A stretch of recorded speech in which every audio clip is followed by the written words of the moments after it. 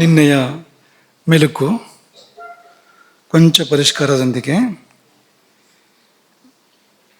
ವಿದ್ಯಾರ್ಥಿಗಳು ಈ ಮೆಲುಕಿನ ಕಾರ್ಯಕ್ರಮವನ್ನು ಹೇಗೆ ಮಾಡಬೇಕು ಅಂದರೆ, ಯಾವ ಕ್ರಮದಲ್ಲಿ ನಿನ್ನೆ ಪ್ರವಚನ ನಡೆದಿತ್ತೋ ಅದೇ ಕ್ರಮದಲ್ಲಿ ಪ್ರಾರಂಭದ ವಿಷಯ ಯಾರಿಗೆ ನೆನಪಿದೆ ನಿಂತ್ಕೊಂಡು ಹೇಳಿ, ಮುಂದಿನವರು ಮುಂದಿನ ವಿಷಯನೇ ಹೇಳಬೇಕು, ದಾಟಿ ಎಲ್ಲ ಮುಂದೆಲ್ಲೋ ಹೋಗಬಾರ್ದು.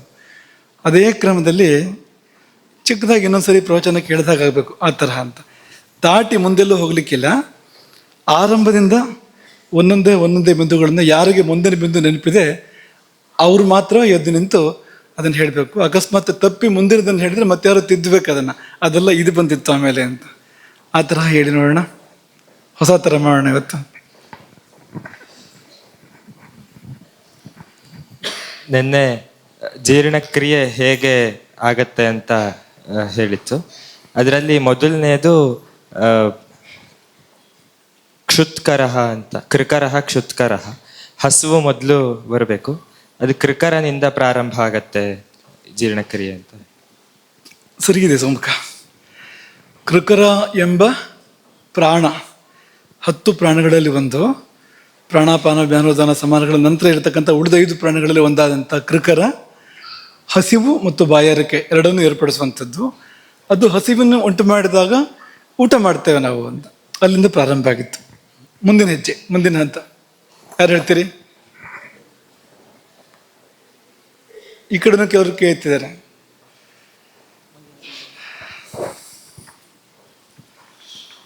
ಕೃಕರದ ನಂತರ ಪ್ರಾಣದ ಬಗ್ಗೆ ಹೇಳಿದ್ರಿ. ನಿಶ್ವಾಸ ಅನ್ನ ಪ್ರವೇಶಕೃತ ಅಂತ, ಪ್ರಾಣದ ಕಾರ್ಯ ಎಂತ ಅಂತ ತಿಳಿಸಲ್ಪಟ್ಟಿತ್ತು. ನಿಶ್ವಾಸ ಅನ್ನ ಪ್ರವೇಶಕೃತ, ಪ್ರಾಣದ ಕಾರ್ಯಗಳ ಪೈಕಿಯಲ್ಲಿ ನಿಶ್ವಾಸವೂ ಒಂದು, ಹಾಗೆ ಅನ್ನ ಪ್ರವೇಶ, ಈ ತುತ್ತು ಒಳಗೆ ಹೋಗುತ್ತಲ್ಲ, ಅದು ಅನ್ನ ಪ್ರಾಣದ ಕಾರ್ಯ ಅಂತ ಅದಾದ್ಮೇಲೆ ಹೇಳಿತ್ತು. ಸರಿ ಇದೆ. ಅಲ್ಲಿಂದ ಮುಖದಲ್ಲಿ ಅನ್ನ ಪ್ರವೇಶ, ಪ್ರಾಣ ಮಾಡುವಂಥದ್ದು. ಮತ್ತು ಮುಂದೆ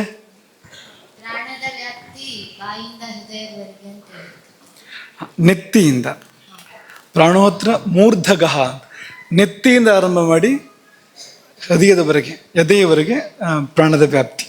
ಅದರಲ್ಲಿ 50 ತರಹದ ಪಚನ ಕ್ರಿಯೆ ಆಗುತ್ತೆ. ಅಂದ್ರೆ ಬಾಯಿಗೆ ಅಡುಗೆ ಮನೆಯಲ್ಲಿ ಒಂದು, ಬಾಯಲ್ಲಿ ಒಂದು, ಮತ್ತೆ ಜಠರದಲ್ಲಿ 6 ತರ, ಸಪ್ತಧಾತುಗಳು ಒಂದೊಂದಕ್ಕೆ 6 ತರ, ಮತ್ತು ಸರಿ ಇದೆ, ಸರಿ ಇದೆ. 50 ಅಡುಗೆಗಳು ಕೊನೆಯ ರೂಪಕ್ಕೆ ಬರುವಾಗ 50 ಬಾರಿ ಪಚನ ಆಗಿರುತ್ತೆ ಅಂತ, ಆಹಾರ ಅಂತ. ಯಾರು ಹೇಳ್ತೀರಿ? ಸಮಾನದ ಬಗ್ಗೆ ಒಂದು ಶ್ಲೋಕ ಹೇಳಿದ್ರಿ. ಸಮಾನ ಅಗ್ನಿ ಸಮೀಪಸ್ಥಃ ಕೋಷ್ಠೆ ಚರತಿ ಸರ್ವತಃ ಅನ್ನಂ ಗೃಹ್ಣಾತಿ ಪಚತಿ ವಿವೇಚಯತಿ ಮುಂಚತಿ. ಬೇಷ್, ಶ್ಲೋಕ ಹೇಳಿದ್ದು ತುಂಬ ಖುಷಿ ಆಯಿತು, ತುಂಬ ಸಂತೋಷ ಆಯಿತು. ಶ್ಲೋಕ ಸರಿ ಇದೆ. ಅದ್ರ ಮಧ್ಯೆ ಒಂದು ವಿಷಯ ಬಿಟ್ಟು ಹೋಯ್ತಾ ಅಂತ. ಏನು ಬಿಟ್ಟು ಹೋಯ್ತು ನೋಡಿ? ಆಹಾರ ನಾವು ಸ್ವೀಕರಿಸಿದಾಗ ಅಲ್ಲಿ ನಮ್ಮ ಪಾತ್ರ 3 ಕಡೆ ಇರುತ್ತೆ. ಆಹಾರವನ್ನು ಜಗಿಯುವುದು, ಮತ್ತು ರಸಗ್ರಹಣ ಮಾಡೋದು, ಹಾಗೆ ಲಾಲಾರಸದಿಂದ ಅದನ್ನು ನೆನೆಸೋದು. ಬಾಯಿಯಲ್ಲಿ 3 ಕೆಲಸ ನಡೆಯುತ್ತೆ. ಒಂದು ಅಗಿಯುವುದು, ಇನ್ನೊಂದು ರುಚಿ ಗೊತ್ತಾಗುವಂಥದ್ದು, ರಸಗ್ರಹಣ, ಸಿಹಿಯೋ ಹುಳಿಯೋ ಉಪ್ಪೋ ಗೊತ್ತಾಗುವಂಥದ್ದು. ಮತ್ತೊಂದು ಲಾಲಾರಸದಿಂದ ಕ್ಲೇದನ, ಆಹಾರವನ್ನು ಲಾಲಾರಸ ಆಹಾರದ ಜೊತೆಗೆ ಬೆರೆತು ಅದನ್ನು ಚಿಕ್ಕ ಉಂಡೆ ಮಾಡಿ ಒಳಗೆ ಕಳಿಸುತ್ತೆ ಆಮೇಲೆ, ಅಲ್ವಾ? ಅದು ಮತ್ತೊಂದು. ಈ 3 ಕೆಲಸ ಆಯಿತು. ಈ ಲಾಲಾರಸ ಮಿಶ್ರ ಆಗತ್ತಲ್ಲ, ನಾವು ರುಚಿ ನೋಡುತ್ತೇವಲ್ಲ, ಇದರಿಂದ ಏನಾಗುತ್ತೆ ಅಂತ ಯಾರಾದರೂ ಹೇಳ್ತೀರಾ? ಇದೇ ಸಮಯದಲ್ಲಿ ಹೇಳಿತ್ತು ಅಂದು ಯಾರಾದರೂ ಹೇಳಿ. ಆಹಾರ ನೆನೆಯುತ್ತೆ. ಹಾಂ, ನೆನೆಯುತ್ತೆ. ಮತ್ತೆ ಏನಾದರೂ ಇದ್ರೆ ಹೇಳಿ ನೀನು. ಲಾಲಾರಸ ಒಳಗಡೆ ಅಗ್ನಿಗೆ ಹೇಳುತ್ತೆ, ಈ ಥರದ ಅನ್ನ ಬರ್ತಾ ಇದೆ ಈ ರಸದ್ದು. ಸರಿ ಇದೆ, ಇದನ್ನು ನಿರೀಕ್ಷೆ ಮಾಡಿದ್ವಿ ನಾವು. ಇಲ್ಲಿ ಬಾಯಿಯಿಂದ ಹೊಟ್ಟೆಗೆ ಸೂಚನೆ ಹೋಗುತ್ತೆ, ಅಥವಾ ಇಡೀ ಜೀರ್ಣಾಂಗ ವ್ಯವಸ್ಥೆಗೆ ಸೂಚನೆ ಹೋಗುತ್ತೆ, ಮುಖ್ಯವಾಗಿ ಅಗ್ನಿಗೆ ಸೂಚನೆ ಹೋಗುತ್ತೆ. ಇಂಥದ್ದು ಬರ್ತಾ ಇದೆ, ಇಂಥದ್ದು ಅಂದರೆ ಸಿಹಿಯೋ ಹುಳಿಯೋ ಉಪ್ಪೋ ಖಾರವೋ ಗುರುವೋ ಲಘುವೋ, ಅಥವಾ ಏನು ಅದರ ಹಣೆಬರಹ ಏನು, ಅದರ ಯೋಗ್ಯತೆ ಏನು ಅನ್ನೋ ಬಗ್ಗೆ ಒಳಗೆ ಸೂಚನೆ ಹೋಗುತ್ತೆ. ಇದೇ ಕಾರಣಕ್ಕಾಗಿ ಊಟದಲ್ಲಿ ಮೊದಲು ಸಿಹಿಯನ್ನು ಸೇವಿಸಬೇಕು ಅಂತ ಹೇಳುವಂಥದ್ದು, ಮಧುರದಿಂದ ಊಟವನ್ನು ಆರಂಭ ಮಾಡಬೇಕು ಅಂತ ಹೇಳುವಂಥದ್ದು. ಯಾಕೆಂದರೆ ಮಧುರಕ್ಕೆ ತುಂಬ ಆಳದವರೆಗೂ ವ್ಯಾಪ್ತಿ ಇದೆ, ಉಳಿದ ರಸಗಳಿಗೆ ಅಷ್ಟು ವ್ಯಾಪ್ತಿ ಇಲ್ಲ. ಮಧುರಕ್ಕೆ ತುಂಬ ಆಳದವರೆಗೂ ವ್ಯಾಪ್ತಿ ಇದೆ, ಅಲ್ಲಿವರೆಗೂ ಸೂಚನೆ ಕೊಡಬಲ್ಲದು. ಅದು ಇಂಥದ್ದು ಬರ್ತಾ ಇದೆ ಮುಂದಕ್ಕೆ, ಅಥವಾ ಆಹಾರ ಬರ್ತಾ ಇದೆ, ಊಟಕ್ಕಾಯಿತು ಆಹಾರ ಬರ್ತಾ ಇದೆ ಅಂತೆಲ್ಲ ಗೊತ್ತಾಗಬೇಕಲ್ಲ ಕೆಳಗಡೆ ಪೂರ್ತಿ. ಆಳದವರೆಗೂ ತುದಿಯವರೆಗೂ ಅದನ್ನು ಗೊತ್ತು ಮಾಡಿಸೋ ಶಕ್ತಿ ಮಧುರ ರಸಕ್ಕೆ ಇರೋದ್ರಿಂದಲೇ ಆರಂಭದಲ್ಲಿ ಮಧುರ ಭೋಜನ, ಎಡೆ ಶೃಂಗಾರ ಅಂತ ಮಾಡಿ ಮೊದಲು ಚೂರು ಚೂರು ಪಾಯಸ ಭಕ್ಷ್ಯ ಎಲ್ಲ ಬೆಳೆಸಿರ್ತಾರಲ್ಲ ಪಕ್ಕದಲ್ಲಿ. ಅದು ಯಾಕೆ ಮೊದಲು ತೊಗೋಬೇಕು ಅಂದರೆ ಅದು ದೇವರ ಪ್ರಸಾದ ಅನ್ನೋದು ಹೇಗೂ ಆಯಿತು, ಮೊದಲು ತೊಗೋಬೇಕು ಅಂತ. ಜೊತೆಯಲ್ಲಿ ಇಡೀ ವ್ಯವಸ್ಥೆಗೆ ಸೂಚನೆ ಹೋಗುತ್ತೆ. ಹಾಗಾಗಿ ಈ ಲಾಲಾರಸವೇ ಅಂದರೆ ಇದು ಬೋಧಕ ಕಫವಾಗಿ ಅದು ಸೂಚನೆ ಕೊಡುತ್ತೆ, ಕ್ಲೇದಕ ಕಫವಾಗಿ ನೆನೆಸುತ್ತೆ ಅದನ್ನು, ಅದು ಒಳಗೂ ನಡೆಯುತ್ತೆ ಆ ಕೆಲಸ, ಅದು ಹೊಟ್ಟೆಗೆ ಹೋದ ನಂತರನೂ. ಆದರೆ ಬೋಧಕ ಕಫ ಇಲ್ಲೇ ಇರುವಂಥದ್ದು, ಬಾಯಲ್ಲೇ ಇರುವಂಥದ್ದು. ಅದು ಯಾವ ರಸ ಅನ್ನೋದನ್ನು ಮತ್ತು ಏನು ಅದರ ಸ್ವರೂಪ ಸ್ವಭಾವ ಯೋಗ್ಯತೆ ಏನು ಬರ್ತಾ ಇದೆ ಅನ್ನೋದನ್ನ ಕೆಳಗಡೆಗೆ ಸೂಚನೆ ಕೊಡುತ್ತೆ. ಇದನ್ನು ನಿರೀಕ್ಷೆ ಮಾಡಿದ್ವಿ ನಾವು.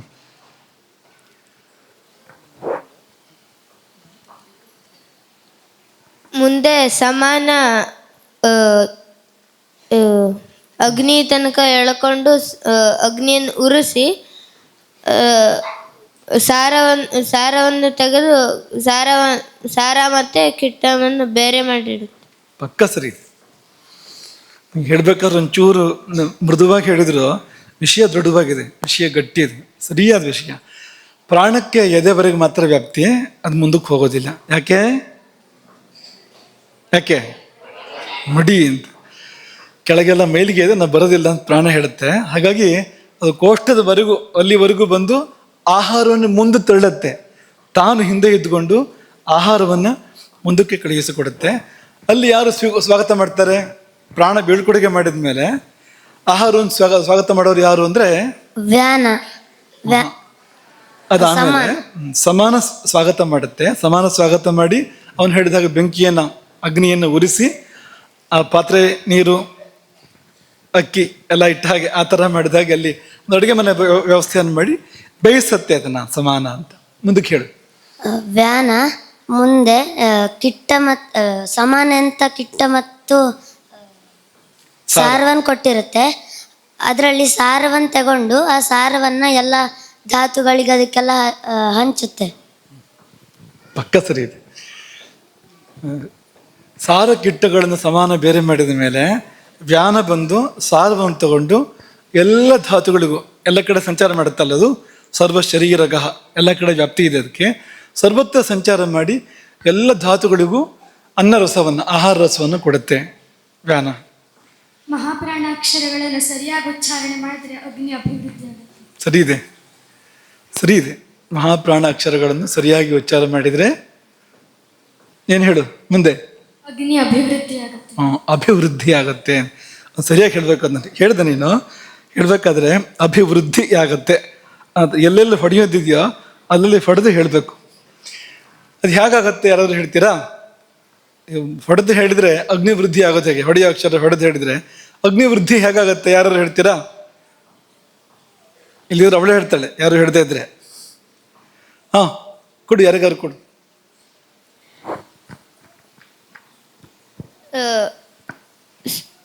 ಇಲ್ಲಿ ಅಗ್ನಿ ಇರೋ ಜಾಗದ ನರಗಳೆಲ್ಲ ಹೀಗೆ ಒಂದ್ಸತಿ ಹೀಗೆ ಸರಿ ಇದೆ, ಗಟ್ಟಿ ಎಳೆದಾಗುತ್ತೆ, ಆಗ ಉರಿಯುತ್ತೆ ಜಾಸ್ತಿ.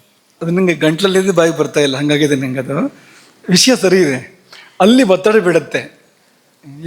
ಎಲ್ಲಿ ಅಂದ್ರೆ ಮಣಿಪುರ ಚಕ್ರದ ಸುತ್ತಮುತ್ತ, ನಾಭಿಯ ಸುತ್ತಮುತ್ತ ಫ ಛ ಠ ಅಂತಾರೆ ಹೇಳಬೇಕಾದ್ರೆ ಅಲ್ಲಿ ಒತ್ತಡ ಬೀಳುತ್ತೆ. ಅಲ್ಲಿ ಸ್ನಾಯುಗಳ ಸಂಕೋಚ ವಿಕಾಸ ಆಗುತ್ತೆ, ಅಲ್ಲಿ ರಕ್ತ ಪರಿಚಲನೆ ಜಾಸ್ತಿ ಆಗುತ್ತೆ, ಮಣಿಪುರ ಕೇಂದ್ರ ಪ್ರಚೋದನೆ ಆಗುತ್ತೆ, ಅಗ್ನಿ ಪ್ರಚೋದನೆ ಆಗುತ್ತೆ.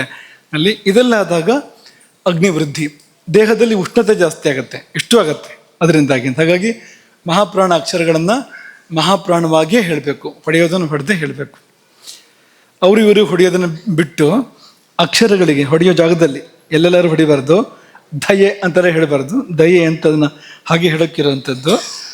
ಎಲ್ಲಿ ಹೊಡಿಬೇಕೋ ಅಲ್ಲಿ ಹೊಡಿಬೇಕು. ಹೊಡೆದ್ರೆ ಹಸಿವು, ಆರೋಗ್ಯನೂ ಒಳ್ಳೆಯದಾಗತ್ತೆ ಅದರಿಂದ. ಮಹಾಪ್ರಾಣ ಅಕ್ಷರಗಳ ಸರಿಯಾದ ಉಚ್ಚಾರಣೆಯಿಂದ ಅಗ್ನಿವೃದ್ಧಿಯಾಗಿ ದೋಷಗಳ ಶಮನಾಗಿ ಆರೋಗ್ಯ ಪ್ರಾಪ್ತಿ ಆಗೋಕ್ಕೆ ಸಾಧ್ಯ ಇದೆ ಅಂತ. ಇಷ್ಟೆಲ್ಲ ಜನ ಕೈತಿದಾರಲ್ಲ, ಕೊಡು ಯಾರಿಗಾದ್ರು. ಕಾಲಭುಕ್ತಂ ಸಮಂ ಭುಕ್ತಂ ಮತ್ತೆ ಸಮ್ಯಕ್ ಭುಕ್ತಂ ಈ ಮೂರನ್ನ ಆಯಸ್ಸನ್ನು ಹೆಚ್ಚು ಮಾಡುತ್ತೆ. ಹೌದು, ಸಮಾನ. ಇದು ಅಗ್ನಿ ಪಚನ ಮಾಡುತ್ತೆ. ಇದನ್ನ ಯಾಕೆ ಪಚನ ಮಾಡುತ್ತೆ ಅಂದರೆ ಆಯುರ್ವಿವೃದ್ಧಯೇ, ಆಯುಸ್ಸನ್ನು ಹೆಚ್ಚು ಮಾಡಬೇಕು ಅಂತ ಪಚನ ಮಾಡೋದು. ಆದರೆ ಈ 3 ನಿಯಮಗಳಿದೆ. ಅದು ಕಾಲೇ ಭುಕ್ತಂ ಆಗಿರಬೇಕು, ಅಂದರೆ ಊಟ ಸಕಾಲಕ್ಕೆ ಮಾಡಿರಬೇಕು, ಸಮ್ಯಕ್ ಭುಕ್ತಂ ವಿಧಿ ಪ್ರಕಾರ ಭುಕ್ತವಾಗಿರಬೇಕು, ಹಿತವನ್ನು ನಾವು ಸೇವನೆ ಮಾಡಿರಬೇಕು. ಹೀಗೆಲ್ಲ ಇದ್ದಾಗ ಆ ಆಯುಸ್ಸನ್ನು ಹೆಚ್ಚು ಮಾಡುವ ಹಾಗೆ ಒಳಗಿನ ಆಹಾರವನ್ನು ಅಗ್ನಿ ಪಚನ ಮಾಡುತ್ತೆ. ವ್ಯಾನವನ್ನು ಮಹಾಜವಹ ಅಂತಲೂ ಹೇಳ್ತಾರೆ. ಹೌದು, ವ್ಯಾನ ಮಹಾಜವ, ಮಹಾವೇಗಶಾಲಿ ವ್ಯಾನ ಅಂತಂದ್ರೆ ಸರಿ ಇದೆ. ಉದಾನ ದನಕ್ರ ಹೆದ್ರೆ ಮಾತ್ರ ಸಂಗೀತ ಬಂದು ಬರುತ್ತೆ. ಸರಿ, ಹೌದು. ಅದು ನೀವು ಯಾರು ಉದಾನ ಏನು ಮಾಡುತ್ತೆ ಅಂತ ಹೇಳಲಿಲ್ಲ ಎಷ್ಟೋ ತನಕ. ಮಹಾಪ್ರಾಣ ಬಂತು, ಸಂಗೀತ ಬಂತು, ಸಂಗೀತ, ವಾಕು, ಇದೆಲ್ಲ ಉದಾನದಿಂದಲೇ. ಯೋಗದಲ್ಲಿ ಉದಾನ ಜಯ ಅಂತ ಒಂದು ಸಿದ್ಧಿ ಇದೆ ಯೋಗಶಾಸ್ತ್ರದಲ್ಲಿ. ಅದನ್ನು ಸಾಧಿಸಿದರೆ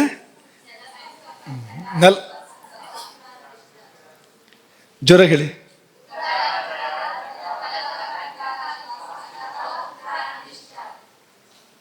ಕೊನೆಯ ಅಕ್ಷರ ಮಾತ್ರ ಕೇಳ್ತಾ ಇದೆ, ಪರವಾಗಿಲ್ಲ, ನಿಮ್ಗೆ ಅದು ಬರುತ್ತೆ ಅಂತ ಆಯ್ತದು, ತುಂಬ ಸಂತೋಷ.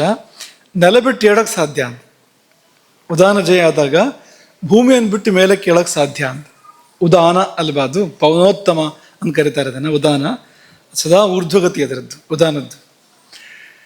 ಊಟ ಸಾಕು ಅಂತ ನಾಗಪ್ರಾಣ ಹೇಳುತ್ತೆ. ಅದಕ್ಕಿಂತ ಮುಂಚೆ ಉದಾನದ ಕಾರ್ಯವನ್ನು ಹೇಳಬೇಕು ನೀವು. ಉದಾನ ಏನು ಮಾಡುತ್ತೆ, ಇದಕ್ಕೆ ಸಂಬಂಧಪಟ್ಟದ್ದು ಅಂತ ಹೇಳಬೇಕು. ಅದಾಗಿಲ್ಲ. ಉದಾನ ನಮಗೆ ಫಲ ಕೊಡುತ್ತೆ, ಬಲ, ವರ್ಣ, ಗರ್ವವನ್ನೆಲ್ಲ. ಊರ್ಜಾ, ಬಲ, ವರ್ಣ, ಊರ್ಜಾ ಇದನ್ನೆಲ್ಲ ಕೊಡುತ್ತೆ ಉದಾನ. ಅಂದರೆ ಆಹಾರದ ಫಲ ಏನು, ನಮಗೆ ಬಲ ಬರಬೇಕು, ವರ್ಣ ಬರಬೇಕು, ಊರ್ಜಾ ಬರಬೇಕು, ಇದೆಲ್ಲವನ್ನು ಕೂಡ ಉದಾನ ಕೊಡುತ್ತೆ ಅಂತ. ಕೊನೆ ಕೆಲಸನ ಅದು ಮಾಡುತ್ತೆ ಅಂತ. ಅದಕ್ಕಿಂತ ಮುಂಚೆ ಅಪಾನ ಇರೋ ಕಿಟ್ಟನ್ನೆಲ್ಲ ಹೊರ ಹಾಕಿ ಕೊನೆಗೆ ಇರುವಂತಹ ಆಮವನ್ನೆಲ್ಲ ಹೊರಗೆ ತಳ್ಳುತ್ತೆ. ಹಾಗೂ ಅದರಿಂದನೇ ಗರ್ಭ ಗರ್ಭ ಗರ್ಭ ಹೊರಗೆ ಬರೋದು, ಜನ್ಮ, ಪ್ರಸವ. ಅಂದರೆ ಈ ಹೊಟ್ಟೆಯಿಂದ ಕೆಳಕ್ಕೆ ಯಾವುದೇ ಈ ಅಧೋದ್ವಾರಗಳಿಂದ ಹೊರಗೆ ಹೋಗಬೇಕು ಅಂತಾದರೆ ಅಪಾನ ವಾಯುವಿನಿಂದಲೇ ಆಗೋಕ್ಕೆ ಸಾಧ್ಯ. ಅದೊಂದು ಅನೇಕರಿಗೆ ಅಪಾನ ವಾಯುವಿನ ತಪ್ಪು ಕಲ್ಪನೆ ಇದೆ, ತುಂಬ ಸೀಮಿತ ಕಲ್ಪನೆ ಇದೆ. ಹಾಗಲ್ಲ ಅದು. ಅಪಾನ ವಾಯುವಿಗೆ ತುಂಬ ದೊಡ್ಡ ವ್ಯಾಪ್ತಿ ಇದೆ. ಈಗ ನಾವು ಭೂಮಿಗೆ ಬಂದಿದ್ದೇ ಅದರಿಂದಾಗಿ ಶರೀರದಲ್ಲಿ ಅಧೋಮುಖವಾದ ಗತಿಯನ್ನು ಏರ್ಪಡಿಸಿ ಪ್ರಸವವನ್ನು ಏರ್ಪಡಿಸಿಕೊಡುವಂಥದ್ದು ಅದೇನಾಗಿದೆ. ಹಾಗಾಗಿ ಅನೇಕ ಅಪಾನದ ಕೆಲಸ ಅಪಾನ ಮಾಡದೇ ಇದ್ದರೆ ಯಾವುದೂ ತನ್ನ ಕೆಲಸ ಮಾಡೋಕ್ಕೆ ಸಾಧ್ಯ ಇಲ್ಲ. ಪ್ರಾಣವೂ ತನ್ನ ಕೆಲಸ ಮಾಡೋಕ್ಕೆ ಸಾಧ್ಯ ಇಲ್ಲ. ಪ್ರಾಣಕ್ಕೆ ಊರ್ಧ್ವಗತಿ ಸಿಗಬೇಕು ಅಂದರೆ ಅಪಾನ ಹೊರಗೆ ಹಾಕೋದನ್ನು ಹೊರಗೆ ಹಾಕಬೇಕು. ಹಾಕಿದ ಮೇಲೆ ಪ್ರಾಣಕ್ಕೆ ಊರ್ಧ್ವಗತಿ ಸಿಕ್ಕುವಂಥದ್ದು. ಈ ಶರೀರ ಅಮೃತಮಯವಾಗಿರಬೇಕು, ವಿಷಮಯ ಆಗಬಾರ್ದು ಅಂದರೆ ಅಪಾನ ಕೆಲಸ ಮಾಡಬೇಕು. ಈಗ ಸ್ವಚ್ಛ ಮಾಡದೇ ಇದ್ದರೆ, ಮನೆಯನ್ನು ಅಥವಾ ಒಂದು ಕೋಣೆಯನ್ನು ಸ್ವಚ್ಛ ಮಾಡದೇ ಇದ್ದರೆ ಹೇಗೆ ಅಲ್ಲಿ ವಸತಿ ಮಾಡೋಕ್ಕೆ ಸಾಧ್ಯ ಹೇಳಿ? ಬೇರೆ ಕಾರ್ಯಗಳನ್ನು ಹೇಗೆ ಮಾಡೋಕ್ಕೆ ಸಾಧ್ಯ ಹೇಳಿ? ಆ ಕಾರ್ಯವನ್ನು ಅಪಾನ ಮಾಡುವಂಥದ್ದು. ಹಾಗಾಗಿ ಅಪಾನದ ಉಪಕಾರ ತುಂಬ ದೊಡ್ಡದಿದೆ. ಅದು ಈ ವ್ಯಾನ ತನ್ನ ಕಾರ್ಯವನ್ನು ಮಾಡ್ತಾ ಇದ್ದ ಹಾಗೆಯೇ, ವ್ಯಾನ ಈ ಸಾರ ಕೆಟ್ಟಗಳ ಪೈಕಿಯಲ್ಲಿ ಸಾರವನ್ನು ತಗೊಂಡು ವ್ಯಾನ ಹೋಗುತ್ತೆ, ಶರೀರದಲ್ಲೆಲ್ಲ ಹಂಚೋದಕ್ಕೋಸ್ಕರ ಹೋಗುತ್ತೆ ಅದು. ಅದೇ ಸಮಯದಲ್ಲಿ ಅಪಾನ ಬಂದು ಕಿಟ್ಟವನ್ನು ಹೊರಗೆ ಹಾಕುತ್ತೆ ದೇಹದಿಂದ. ಮಲಮೂತ್ರ ಅದೆರಡೂ ಕೂಡ ಅಪಾನದಿಂದಲೇ. ಸರಿ ಇದೆ, ಬಿಟ್ಟು ಹೋಗಿತ್ತು ಮಧ್ಯದಲ್ಲಿ. ಉದಾನದಿಂದ ಮಾತು, ಉದಾನದಿಂದ ಸಂಗೀತ. ಸರಿ ಇದೆ. ಅಗ್ನಿ ಜಾಗೃತವಾದಾಗ ಪಾಪ ಕಳೆಯುತ್ತೆ. ತುಂಬ ಸರಿ ಇದೆ. ಅದು ಇಲ್ಲಿ ಅಂದ್ರೆ ಮತ್ತೇನಾದ್ರು ಹೇಳಿದ್ವಾ ಈ ಪ್ರಕ್ರಿಯೆಯಲ್ಲಿ? ಇಲ್ಲಿಂದ ಮುಂದಕ್ಕೆ ಕೊನೆಯದು ಯಾವುದು? ಕೊನೆಯದು ಬಂದಿದೆ ಈಗಾಗಲೇ. ಕೊನೆಯದು ಯಾವುದು?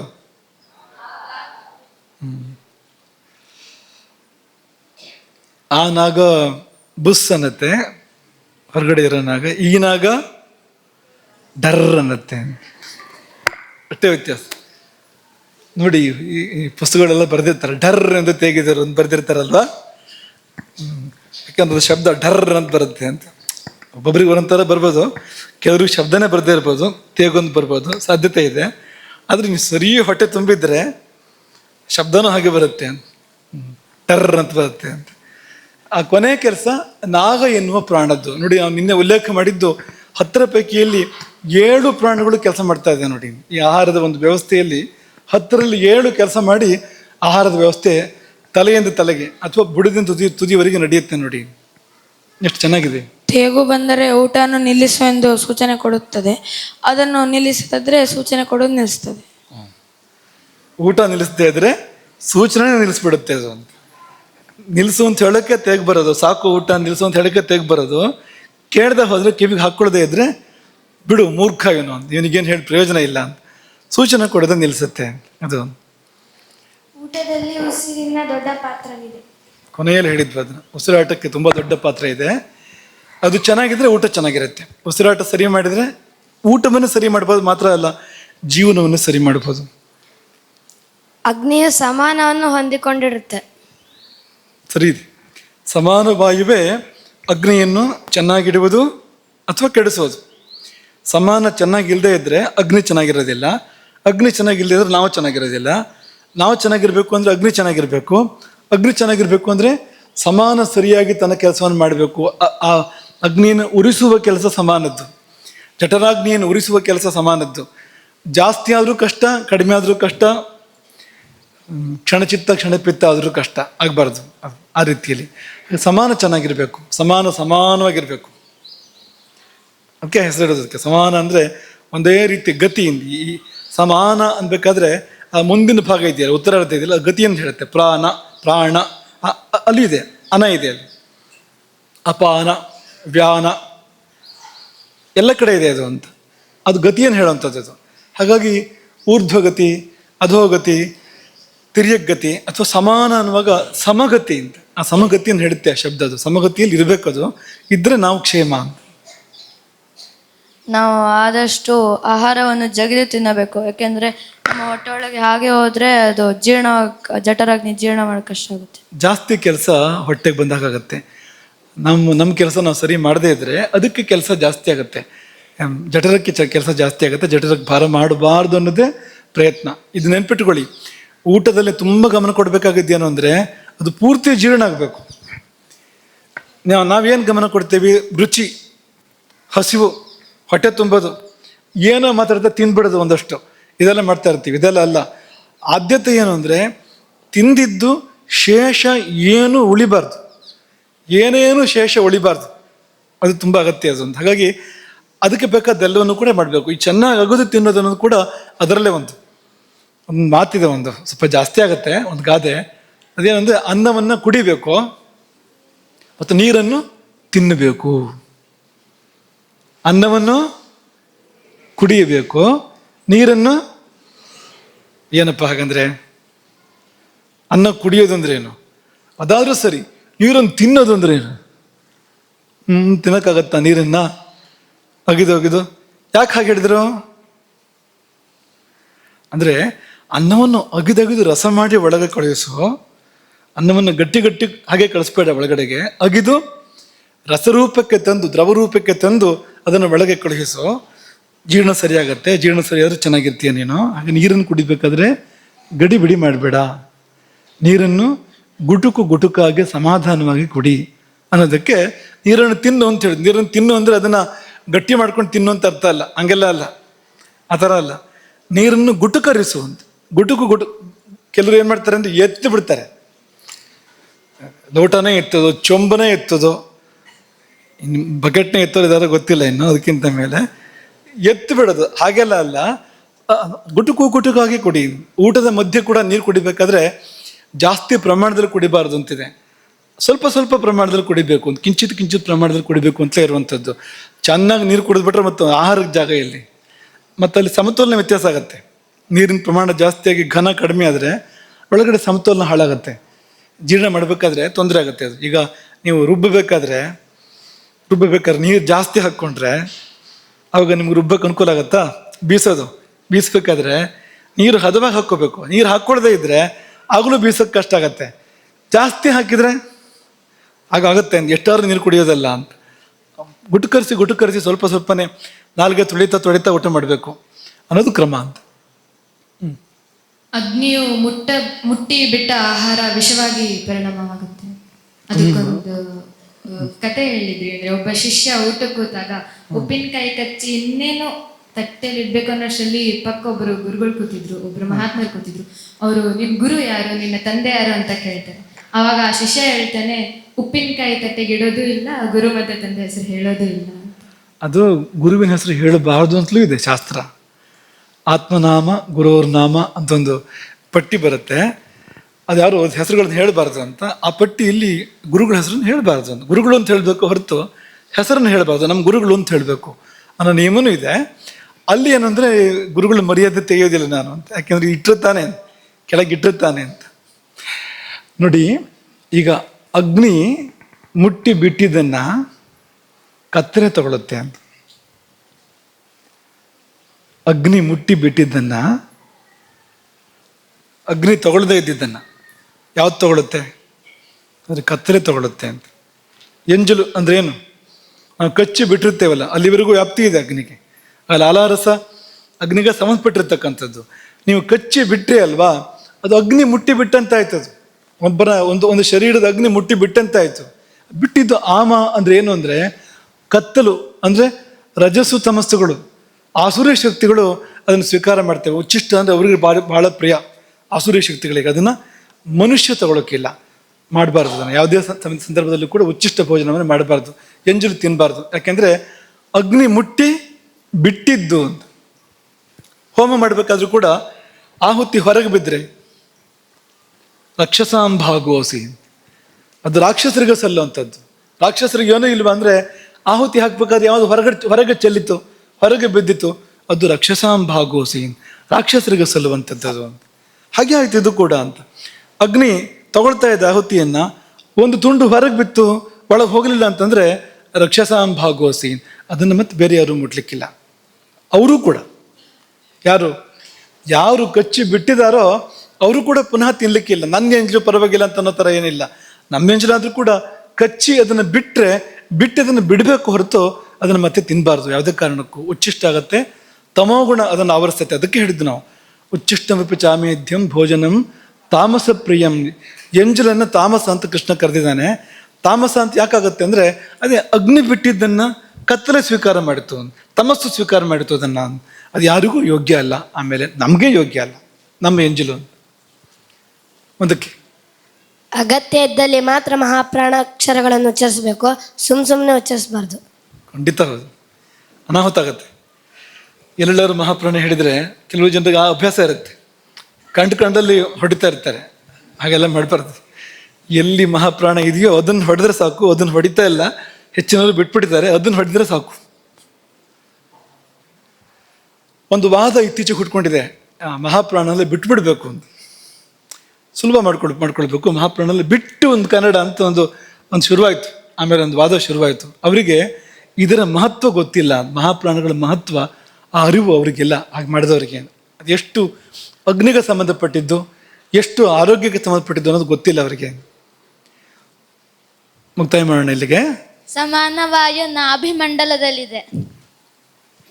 ಸಮಾನೋ ನಾಭಿಮಂಡಲೆ. ಸರಿ, ಮುಕ್ತಾಯ ಮಾಡೋಣ. ನೀವಿಬ್ರು ಹೇಳಿ, ಅಲ್ಲಿ ಮುಕ್ತಾಯ ಮಾಡೋಣ. ಇವರಿಬ್ರು ಆಗಿಂದ ಕೈ ಎತ್ಕೊಂಡಿದ್ದಾರೆ ಅವರು.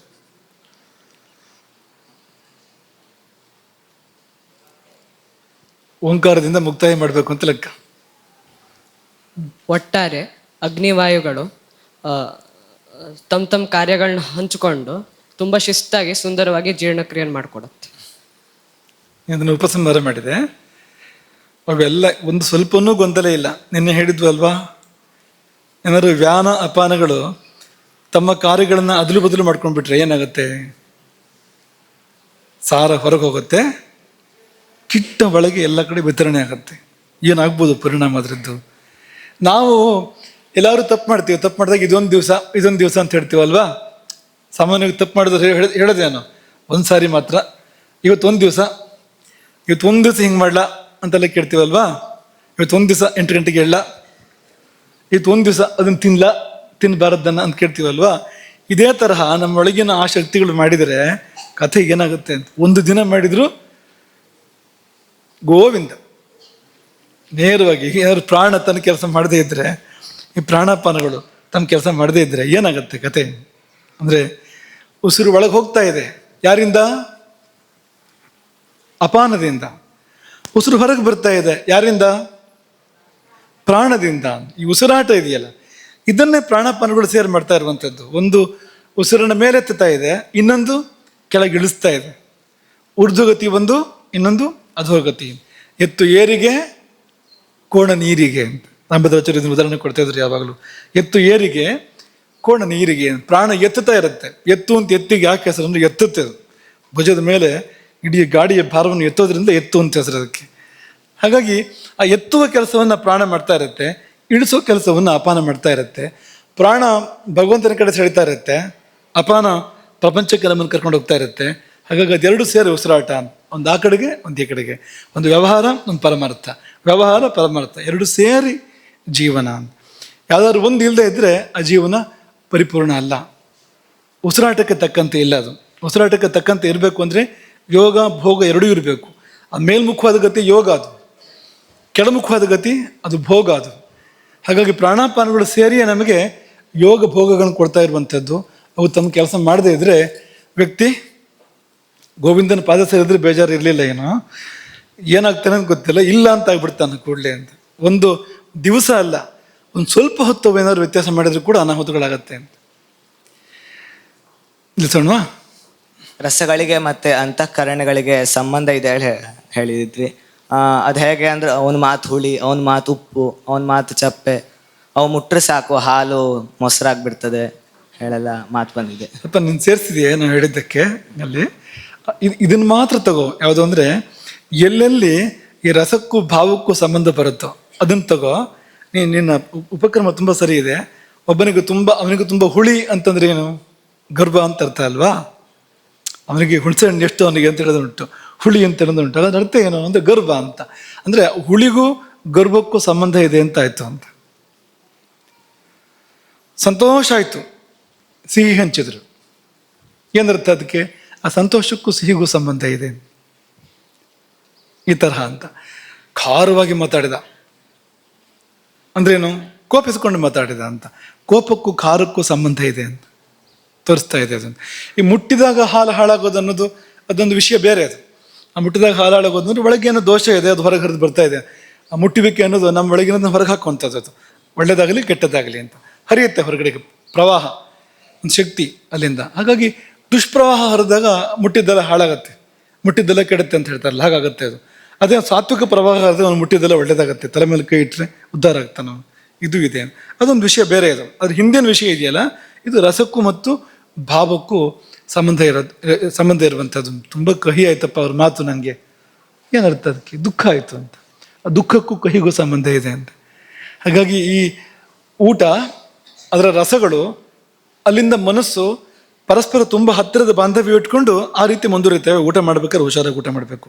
ಇದರರ್ಥ ನೀವು ಬೇರೆ ಯಾವುದೇನು ಈಗ ಸಿಹಿ ಬಿಟ್ಟು ಬೇರೆ ಯಾವುದು ತಿನ್ನಬಾರ್ದು ಅಂತ ಅರ್ಥ ಅಲ್ಲ. ಎಲ್ಲದೂ ಬೇಕಾಗುತ್ತೆ ಜೀವನಕ್ಕೆ. ಒಂದು ಗೃಹಸ್ಥ ಜೀವನ ಮಾಡಬೇಕು ಅಂದರೆ ಆಗ ಕೆಲವು ಸಾರಿ ಸಿಟ್ಟು ಬೇಕಾಗತ್ತೆ, ಕೆಲವು ಸಾರಿ ದುಃಖನೂ ಆಗುತ್ತೆ. ದುಃಖ ಪಡೋದು ದುಃಖ ಪಡಬೇಕು. ರಾಮನೂ ದುಃಖ ಪಟ್ಟಿದ್ದಾನೆ. ಸಂತೋಷ ಪಡೋದು ಸಂತೋಷ ಪಡಬೇಕು. ಎಲ್ಲವೂ ಇದೆ, ಎಲ್ಲ ಭಾವಗಳು ಬೇಕಾಗತ್ತೆ. ಆ ಥರದ್ದು ಒಂದು ಗೃಹಸ್ಥ ಜೀವನ, ಒಂದು ಸಾಮಾನ್ಯ ಜೀವನ ಅಂದರೆ ಎಲ್ಲವೂ ಕೂಡ ಬೇಕಾಗತ್ತೆ. ಹಾಗಾಗಿ ಎಲ್ಲ ರಸಗಳು ಬೇಕು. ಹಾಗಾಗಿ ಊಟವನ್ನು ಷಡ್ರಸೋಪೇತ ಅಂತ ಹೇಳ್ತಾರೆ. ಹಾಗಿರಬೇಕು. 6 ರಸಗಳು ಇರಬೇಕು ಊಟದಲ್ಲಿ. 6 ರಸ ಯಾವುದೆಲ್ಲ? ಕನ್ನಡದಲ್ಲಿ ಹೇಳಿ, ಹಿಂದಿಯವರಿಗೆಲ್ಲ ಗೊತ್ತಾಗೋದಿಲ್ಲ, ಕನ್ನಡದಲ್ಲಿ ಹೇಳಿ.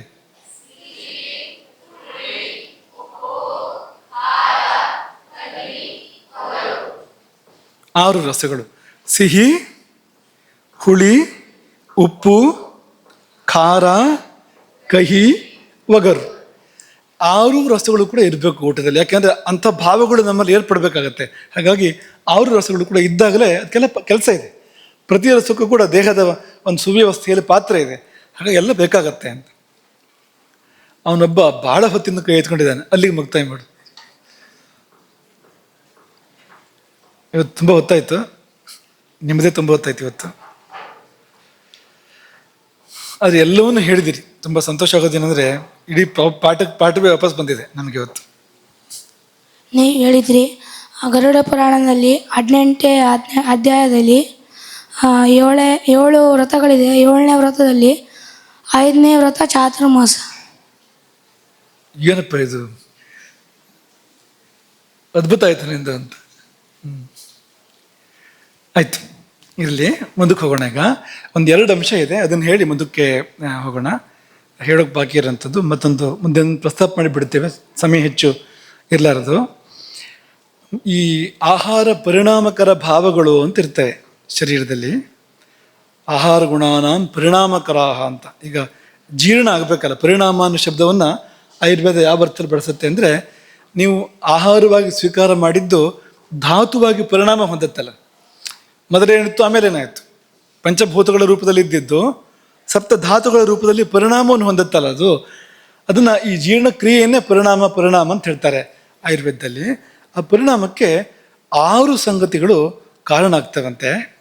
ಅದನ್ನೊಂದನ್ನು ಇವತ್ತು ಹೇಳೋಣ ಅಂತ ಅಂದ್ಕೊಂಡು, ಒಳಗಡೆ ಬೇಯುತ್ತಲ್ಲ, ಜೀರ್ಣಕ್ರಿಯೆ ನಡೆಯುತ್ತಲ್ಲ ಒಳಗಡೆಗೆ, 6 ಸಂಗತಿಗಳು. ಚರಕ ಸಂಹಿತ ಶಾರೀರ ಸ್ಥಾನ ಅಧ್ಯಾಯ 6 ಅಲ್ಲಿ ಬರುತ್ತೆ ಇದು. 6 ಯಾವ್ಯಾವುದು ಅಂದರೆ ಊಷ್ಮ, ವಾಯು, ಕ್ಲೇದ, ಸ್ನೇಹ, ಕಾಲ, ಸಮಯೋಗಶ್ಚೈಷಾಂ.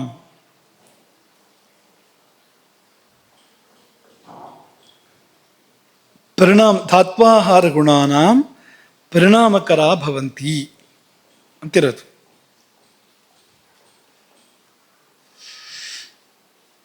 ಊಷ್ಮ, ವಾಯು, ಕ್ಲೇದ, ಕಾಲ, ಸಮಯೋಗ. ಊಷ್ಮ ಅಂದರೆ ಅಗ್ನಿ, ಬಿಸಿ. ವಾಯು ಅಂದರೆ ಪ್ರಾಣಶಕ್ತಿಗಳು.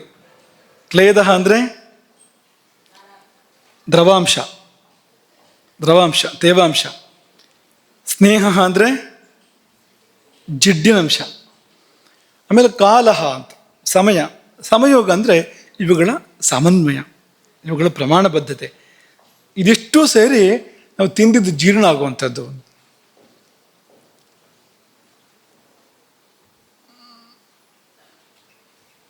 ನೋಡಿ, ನಮ್ಮ ಪೂರ್ವಜರು ಎಷ್ಟು ಕೆಲಸ ಮಾಡಿದ್ದಾರೆ ಅಂತ. ಈಗ ಆಧುನಿಕ ವಿಜ್ಞಾನ ಕೂಡ ಜೀರ್ಣ ಪ್ರಕ್ರಿಯೆಯನ್ನು ಹೇಳುತ್ತೆ. ಅವರು ತುಂಬ ಕೆಲಸ ಮಾಡಿದ್ದಾರೆ, ಚೆನ್ನಾಗಿ ವ್ಯವಸ್ಥಿತವಾಗಿ ಇದೆ ಅದು ಅವ್ರು ಹೇಳ್ತಾ ಇರುವಂಥದ್ದು. ಆದರೆ ಈ ಪ್ರಾಚೀನರ ಆಳ ಅಗಲ ಅವರು ಮುಟ್ಟಿದ್ದು ಎಲ್ಲಿವರೆಗೆ ಅಂದರೆ ಅದು ಅತ್ಯದ್ಭುತ. ಅದು ಒಂದು ಎಷ್ಟು ಕೆಲಸ ಮಾಡಿದ್ದಾರೆ ಅವರು ಅಂದರೆ ಆಶ್ಚರ್ಯದ ಮೇಲೆ ಆಶ್ಚರ್ಯ ಆಗತ್ತೆ. ಮುಂದಕ್ಕೆ ನೋಡಿದಾಗ ನಮ್ಗೆ ಅರ್ಥ ಆಗುತ್ತೆ ಅದು. ಕ್ಲೇದ ಅಂದರೆ ನಿಮ್ಮ ಮೊದಲೇ ಹೇಳಿದಾಗೆ ಆ ತೇವಾಂಶ. ಈ ಬಾಯಿಯಲ್ಲಿ ಲಲಾರಸ ಇದೆ, ಜಠರದಲ್ಲಿ ಕೂಡ ಕ್ಲೇದಕ ಕಫ ಅಂತಿರುತ್ತೆ ಜಠರದಲ್ಲಿ ಕೂಡ. ಅವೇನು ಮಾಡುತ್ತೆ ಅಂದರೆ ಆಹಾರವನ್ನು ಶಿಥಿಲಗೊಳಿಸ್ತವೆ ಅಂತ. ಈಗ ಆ ನೀರಂಶ ಸೇರ್ಕೊಂಡಾಗ ಏನಾಗುತ್ತೆ,